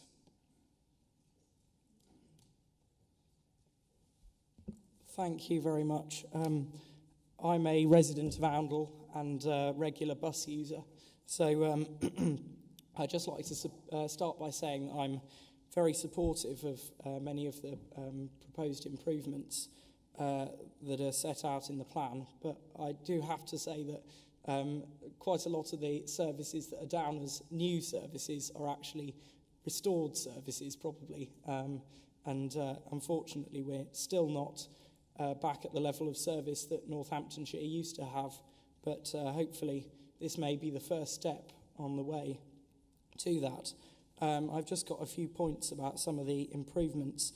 The Rushton Lakes and Rawns to Oundle service is very important in linking Oundle with towns like Thrapston. Thrapston is currently 8 miles away, but if you were to try and travel by bus, it would take about 2 hours, so it's probably quicker to walk. The demand responsive service, I think, is a very good proposal because it will cover all of the villages rather than just a selection. But I wonder whether the northern Oundle area that's been proposed would be better as a partnership with the Call Connect service provided by Lincolnshire County Council, because they actually serve many of the villages that would serve, so it would avoid setting up a completely new infrastructure. The improvement in afternoon and evening journeys to the X4 is very important because the last service out of Corby to the east leaves at about 7:30, whereas in the other direction coming from Peterborough it's just past 9 o'clock, so there's quite a difference. And I'd like to also come on to new developments, picking up on what Councillor Buckingham was saying. The plan says 5.5.5. Through our development management policies, we ensure that bus stops are well located within new developments in order to maximise the accessibility of the bus stops. Well, at the moment, in Oundle, for example, we have 2 developments being built at the moment. Both have bus stops marked in the plans, but there are no bus services that are necessarily planned to serve those. So it's all very well having bus stops in good places in developments, but if we've got no buses that are serving them, that's a bit of a problem. Northamptonshire is a growing area, so I think we need to work towards that. Also, I notice in the report it says that there was no consultation on the plan due to timing issues. I hope that there'll be consultation on the specific new routes that are proposed so that we can solve some of the localised issues where there isn't any service. I think I'm going to be told to be quiet. But thank you very much, Mr. Foskett, for coming and addressing us today, and enter competition with my colleague over there and say you're probably from the finest ward of Northamptonshire. Well done. Okay, so I'm now going to Councillor Binley to introduce the report. Councillor Binley, over to you. Thank you very much, Chair. Awful lot of points made by our speakers today. I'm clearly spoilt with regards to this paper. I will try and cover off as much as I possibly can, so forgive me if I do miss anything. I'm going to just do it in reverse order. Mr. Foskett, just to cover off a number of your points. With regards to the consultation on routes, One of the things that has already been done is that local ward councillors have been engaged over these routes. They, in effect, have been consulted on for their views and opinions on it. I think one of the difficulties is that if we were to carry out a general consultation of all of the residents within Northamptonshire as to which routes they would like to see, of course, one of the things that we would get is quite a positive response. But unfortunately, the proof is very much in the pudding, and if we then were to put routes on, it might well be that they're not then utilised, and unfortunately what that would then lead to is a failure of that route. So what our officers have actually done is, and touching on one of your other points, which is very pertinent, is around, you're talking about restored services. It's about looking at the routes that are basically going to be the most commercially viable in the short term, of course, going on to what I will say in my report is the fact that, we have been quite lucky during COVID. We have not seen any routes stopped. However, we have seen a reduction in those services in certain areas, whether it be around the frequency or whether it may be that certain stops have been removed. So therefore, from a data perspective and looking at the commercial viability of these routes, our officers have spent quite a considerable amount of time looking at those to see which are the ones most likely to be viable. And of course, then that feeds in a number of comments were made about Section 106 funding. And of course, whilst it would be absolutely great to start bus routes from day one, you would end, of course, they have to be subsidised through the Section 106 funding. That Section 106 funding is not endless. It will run out. And unfortunately, as we know with a lot of these developments, they're rather large developments. And it takes an awful lot of time, as we were talking about Glenvale Park, for the residents to move in, to fill up a primary school. And the same applies with a bus.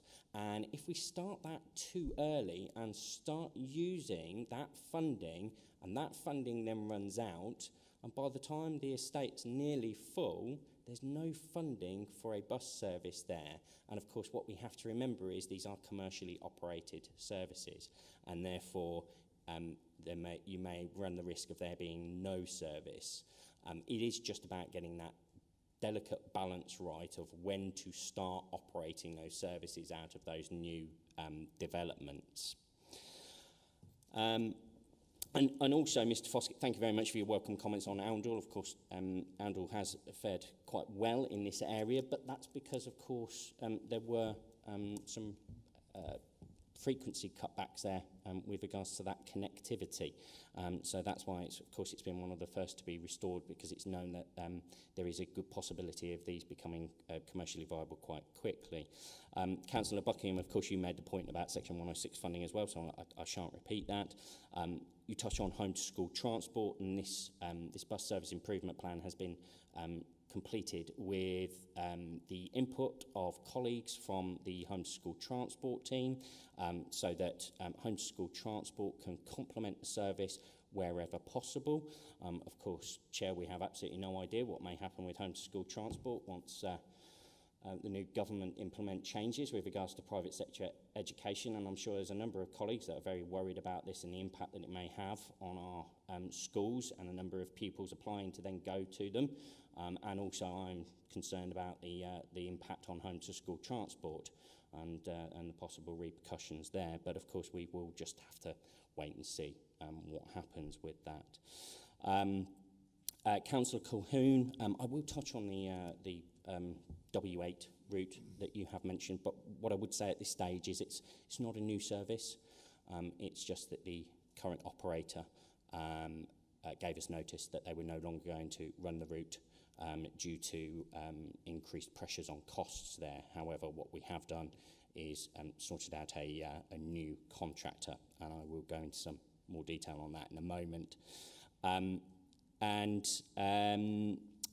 Councillor Anslow, I would love for either yourself or I to be able to take credit for that route, but if I'm being perfectly honest, I can't take credit, and neither can you. However, of course, you can absolutely take credit for lobbying as the concerned ward councillor. which is absolutely the right thing for you to be doing on behalf of your residents. However, officers were already in the process of looking at all of the routes, and as I've talked about, the commercial viability of, and that was one service, as you say, that had previously been cut. And they had the data to say, right, okay, there's a good possibility of that becoming commercially viable. And yes, Chair, as you've mentioned, the £2 fare that we currently have, which of course, though, I have to add, was something, an initiative run by the previous government administration, and again, we don't know what the future plans are for that, as to whether that will continue, whether it will be reduced. I have no idea at this stage, but that's not something that we can count on in the future. So, Chair, I will now move on to the main body of the report. So the report is to note the publication of a Regulation 11 decision notice authorised by the leader to adopt an updated bus service improvement plan, known as a BSIP, because otherwise it's quite a mouthful for me to carry on. The report seeks the endorsement of the Executive with regards to the submission of the BSIP to the Department for Transport. The original BSIP was agreed at Executive on the 18th of November 2021. In addition to that, an enhanced partnership was formed between the Council and local bus service operators in April 2022. At the time, this was a requirement to bid for the initial round of government funding, but we were not successful at that time. On the 14th of September 2023, Executive approved the use of a government grant allocation of £569,412 for each of the financial years 2023 to 2024 and 2024 to 2025 for the Bus Service Improvement Plan Plus. Then, on the 18th of April 2023, Executive noted the additional funding of £2.045 million for the BSIP for the financial year 24-25. Since that time, officers have been successful in lobbying DfT to agree to £128,000 being spent as capital and £872,197 to be spent as revenue in the 25-26 financial year. As a result, we have been awarded a total of £3,183,824 for this and the previous financial years. And on behalf of the residents of North Northamptonshire, I would like to thank the previous government for these absolutely vital funds, as a number of members have talked about the importance of connectivity and social well-being.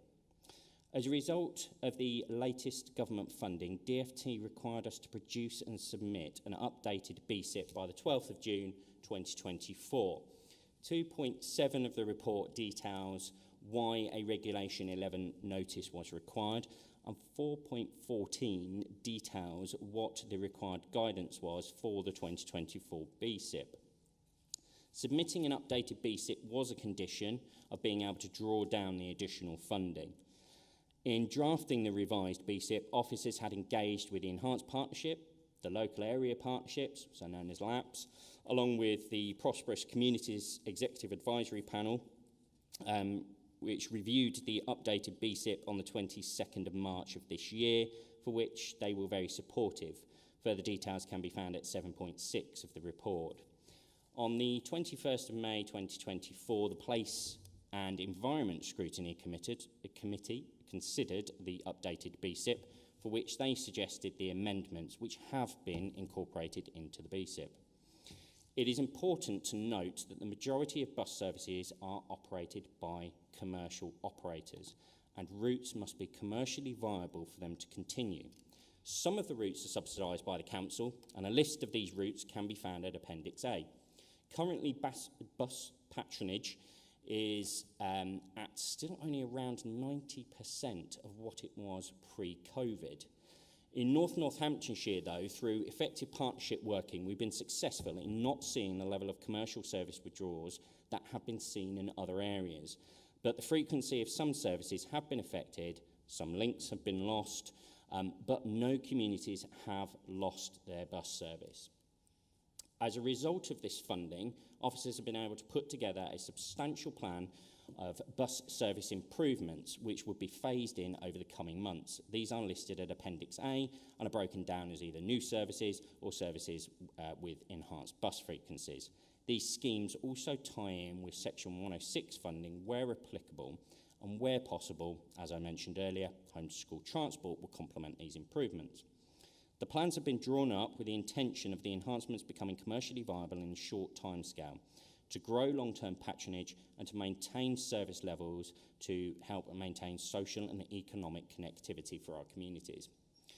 I do have to highlight, though, as I have mentioned, at 7.4 of the report, whereby if these services do not become commercially viable before the BSIP funding runs out, or additional funding, such as Section 106 funding, then there is a risk these operators will cease to provide those services, and at this time it is not known whether the new government will provide any additional funding for the bus services. Just before I go on to approve the recommendations, Chair, just really would like to pick up, of course, as Councillor Colquhoun mentioned, with regards to the W8 service.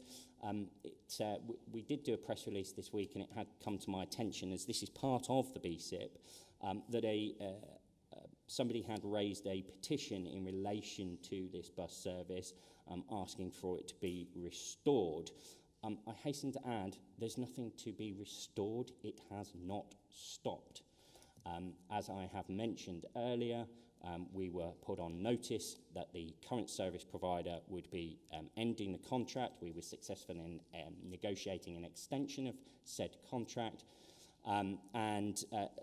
Yesterday, I signed off the delegated decision to award the contract to Cooknoe and Wiston Parish Council to extend their existing Northampton to Wollaston service, which already runs between Beaujeu and Wellingborough on Saturdays. This will now run to Wellingborough as the main replacement for the W8 service. This service will actually run on Monday to Saturday, and the contract is still to be completed, but it is in its final stages. As part of the wider changes in the Wellingborough area, Stagecoach will continue to run a number of extra peak journeys between Wellingborough and Beaujeu on Monday to Fridays, and this will see a reduction in the number of Monday to Friday buses between Wellingborough and Beaujeu from 11 to 7, and Beaujeu from Wellingborough to 11 to 8. But it's important to note that these buses will continue to run at the busiest times, and significantly, there will be new links through to Rushden Lakes and also improved links to Northampton. The contract awarded, and again, I think this is absolutely brilliant work by our officers here, is the fact that this represents a significant saving to this council from the fact that it's previously been subsidised at £306 a day, 5 days a week, and it's now going to be £98 per day, 6 days a week. So over a year, this represents a reduction in costs from £77,000 to £30,000, which is a 61% saving, which we can use towards funding other services. So just really wanted to make that point, Chair, because, of course, unfortunately, there had been a bit of scaremongering with regards to this petition and an unnecessary alarm caused to one of our most vulnerable areas of the community. So on that note, Chair, I would just like to move the recommendations set out in 3.1 for the reasons set out in 3.2 of the report. Thank you very much, Councillor Binley. I'm just having a quick look around the room. Is there any comments in relation to this BSIP plan? No. Okay, so the recommendations have been put forward by Councillor Binley. Can I have a look to find a seconder, please? Councillor Brackenbury, thank you very much. So the recommendations are set out on page 428 of the agenda pack. They've been moved and seconded. Can I have a show of hands in favour, please? Unanimous, Chair. Thank you very much. We move on to item 12, adult social care fees and charge policy. I'd like to invite Councillor McGee to enter the meeting. Councillor McGee, you have 3 minutes.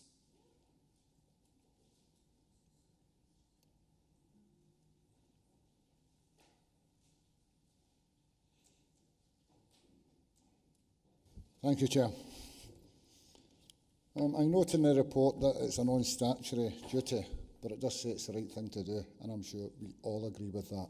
Even with the charges that are being presented today, I fully support this, because given that if we weren't doing this, people would be looking to go to solicitors, etc., and that cost would be a lot higher.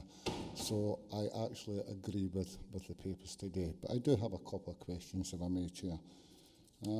I note that, and I'm glad to see that you have the right to waiver of people in hardship. Can I ask the executive member how many of the 255 have had that opportunity of a waiver through the hardship funds? I also notice in the report that we are delegating to the portfolio holder in consultation with the director, it usually says, about any future rises, etc. I would love actually to see if there's any considerable rises in the future, not only through it comes to executive, but I've never understood why fees and rises through social care or anywhere else isn't done through the annual budget, so there is an open process for everyone to see. And maybe that's something we can consider in the future.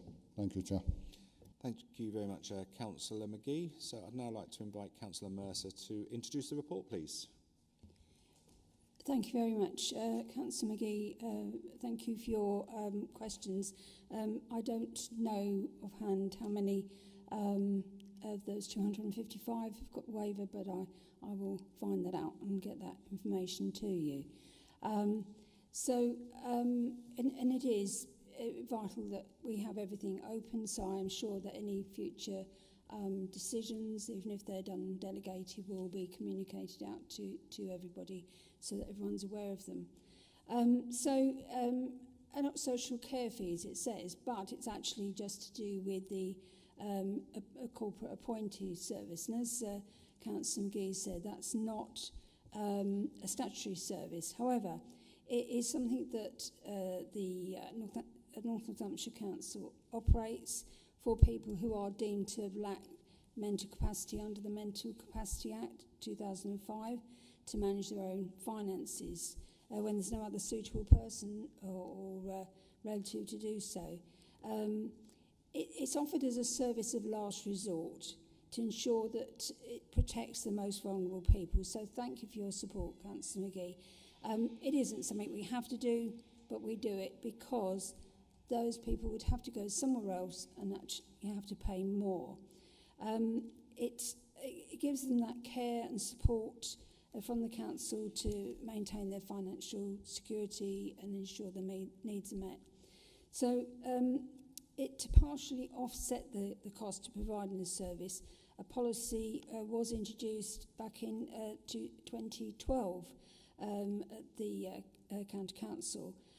The current rates are £10 a week for people receiving support in residential care and £12.50 in the community. And that hasn't been increased since 2018, and that causes a significant shortfall in the cost of providing the service. There's a staff of 6 that administer this service, and it does mean that with the remuneration that it runs at a loss of approximately 110,000 a year. So the council is seeking a small flat rate increase and 2 new charges to respond to the demands of the service and make it financially viable for the future. And it will bring us more into line with other authorities as well. And also at the moment there's no provision for an annual fee increase in line with inflation, and so the proposal is to put an annual uplift in as well. So the proposal is for £2.50 a week for both people living in residential care or in the community. So that will bring it up to £12.50 a week for those in care and £15 for those in the community. And the 2 additional charges are a £100 set-up fee to work on setting it up from up to and including the date upon which the Department for Work and Pensions appoints the council as a corporate appointee, and a winding up fee of £300 to cover the work involved in those sad cases where the people have passed away. So the third thing is the annual inflationary increase, so that it keeps it in line with other fees and charges, and also, as Councillor McGee has pointed out, a delegation to the Executive Member for Adults Health and Wellbeing in consultation with the Executive Director of Adults Health Partnerships and Housing. So most other authorities do have a set-up and winding-up fee, and as it was said, it is an important service that has been around for a long while. So people has been pointing out that there is a waiver for those in exceptional hardship cases. So that also there is people who are subject to Section 117 of the Mental Health Act, 1983, and those with assets under 1,000 are exempt as well. There has been a public online consultation between the 6th of May and the 2nd of June, although there are very few responses. It seems a very sensible measure to just have a small increase and that start-up and winding-up fee plus the annual uplift, and I would recommend to the Executive that they agree the recommendations at 3.1. Thank you very much, Councillor Mercer. Members, just seeing if there's any comments in relation to the paper that Councillor Mercer brings forward to us today. No? Okay, so the recommendation has been moved by Councillor Mercer. Would someone be so kind to second that? Councillor Edwards, thank you very much. The recommendations are set out on page 486 of the agenda pack. They have now been moved and seconded. Can I have a show of hands in favour, please? Unanimous, Chair. Thank you very much. So we move on to item 13, Children's Service Capital Programme 24-25, and I'd like to invite Councillor Buckingham to address the meeting.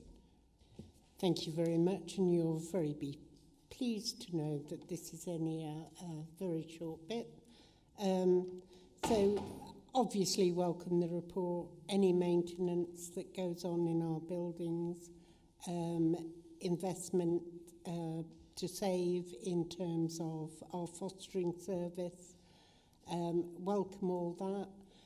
The only thing that I would ask for is when you're looking to enhance outside spaces for children, that you do give that equality of opportunity for children with special needs to help integrate those children.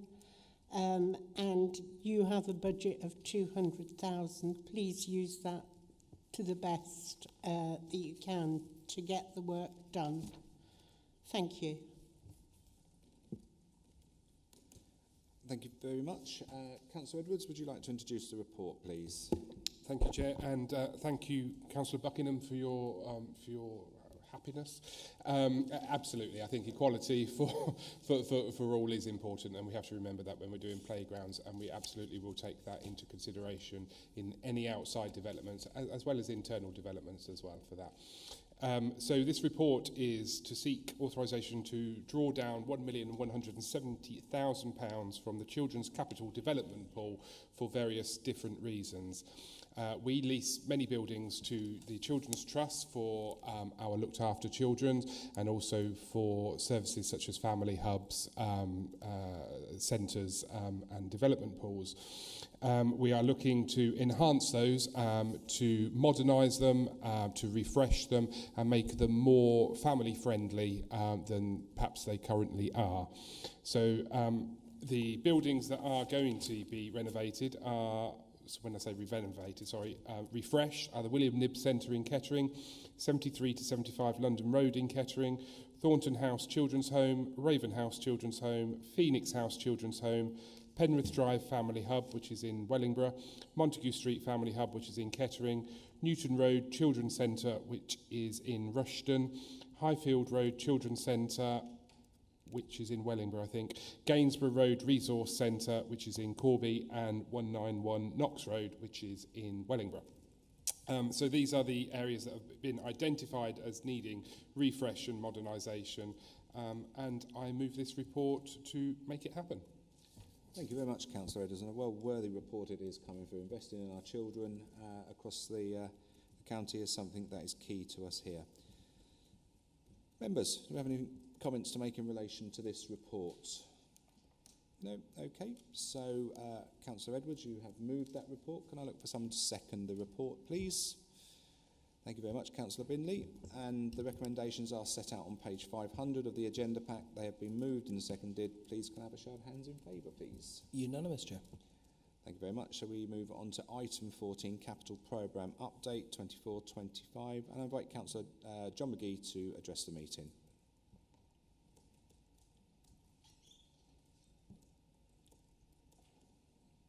Thank you, Chair. As two of these items are in the best ward in the council, I thought I may address the meeting. I was waiting for that, Councillor McGee. I was waiting for that. Chair, the first one mentioned, Burley Drive. It's got to come down that building. It's a great place for the children down there, and if you go down there on a Saturday and a Sunday, and it's an extremely busy place, and it was a great shame when that building had its problems, and I know that they are struggling on. And I would ask, Chair, if you can get the officer to send me a time scale of when we can have the temporary buildings for them, so that our voluntary sector can get back in there and do what they do good. And the second one, Chair, is, and don't expect me to say things like this too often, Chair, but I would like to thank not only yourself and the executive holder for that area, but also Professor Jackie Parks and the Director for Public Health, Jane Bethier, and indeed Shirley Plenderleith, because the Autumn Centre is something very close to my heart, and it's a place I've worked with for a long, long time. And I know that you have visited it and seen the excellent work it does. So that money and working with the university will give us, as a whole of Northamptonshire, a place of excellence for people with dementia and difficulties in the future. And I welcome this, and I look forward to that work going ahead as soon as possible. So I just wanted to come to say thank you to all of you involved in making that happen. Thank you very much, Councillor McGee. Councillor Buckingham, you have 3 minutes to address the meeting. Thank you very much. And I again say this report is welcomed. The investments that are being made across the board. Well done. Thank you. Thank you very much, Councillor Buckingham. So, Councillor Bunday, I'd like you to introduce the report, please. Thank you, Chair, and thank you very much for the thank yous. As a Dementia Friends champion, I also welcome the Autumn Centre project. Chair, there's a number of capital update items this month.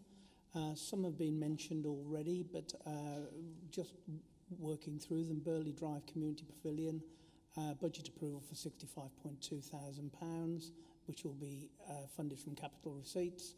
Autumn Centre Dementia Research Project, that will be over 2 years, and that will be funded from capital receipts and £55,000 from a third-party donation. Integrated Transport Block Uplift, budget approved for £10,000, and that will be funded through an external contribution from Bossier Parish Council. Lodge Park Sports Centre Air Conditioning Environment from the Leisure Services Small Capital Works budget of £38,500. Forgive me for getting the decimal point in the wrong place. And then the last two items are items that we've already discussed. Item E, Public Sector Decarbonisation Scheme, and that is item 8 on the agenda earlier mentioned. And F, Northamptonshire Children's Trust, approval to move a total of £1.17 million from the development pool into the capital programme for this year, and that was discussed at item 13. And then finally, the BSIP budget approval of £128,000 to improve bus services infrastructure, and that will be funded from Department of Transport grants. And with that, Chair, I'm happy to propose the recommendations at paragraph 3.1. Thank you very much, Councillor Bunday. So there is a proposal on the table. Are there any comments in relation to the paper? Councillor Mercer. Thank you very much. I'd like to thank Councillor McGee for his comments about the Autumn Centre. It's something we were very, very pleased about. As well as the works going on there to actually do the building works, they're going to have, funded by the Public Health, PhD student to work with them to, with under the guidance of Professor Jackie Parks, who's the ICN Dementia Research Lead and expert in this field, to help to make it into a centre of excellence. And that's not only good for the Autumn Centre, but the hope is in the future to move that out into other areas and use that knowledge and experience to benefit other centres around the whole area. So really welcome this, and we're really pleased to go and see the work of the Autumn Centre and to tell them the good news. Thank you very much, Councillor Mercer. No other comments. I just would like to thank Councillor McGee for his kind words around the Autumn Centre. I know he's played a fundamental part in lobbying for this and has been involved with the Autumn Centre for quite a long time. And, you know, I visited the Autumn Centre when I first became the leader of North Northamptonshire, and I'll be perfectly honest, it's absolutely amazing what all the staff do there. They're absolutely invested in what they do, and they should be so proud of what they do with you know, small amounts of budget. So this investment in that centre is absolutely amazing for them. When we informed them of it on the day, you could absolutely see the emotion and the joy in their faces all in one, because they almost couldn't believe it. But you know, this is going to be an absolute fantastic investment to create a centre of excellence in the middle of Corby that, you know, spans out across the whole of North Northamptonshire to help people who are sadly suffering dementia, but to help them lead a more normal and prolonged life, and that can only be good for our area as a whole. So thank you for your recognition on that, Councillor McGee. So the recommendation has been put forward. Would someone like to second the proposal? Councillor Mercer, thank you very much. So that now has been moved and seconded, and the recommendations are set out on page 510 of the agenda pack. Can I have a show of hands in favour, please? Unanimous, Chair. Thank you very much. So I confirm that I've received no further requests for any urgent items of business at this meeting. So that concludes the business of the agenda. I'd like to thank all members and officers and members of the public who have attended, and the members members of the public online watching via YouTube for their time and patience as well. And I now declare the meeting closed.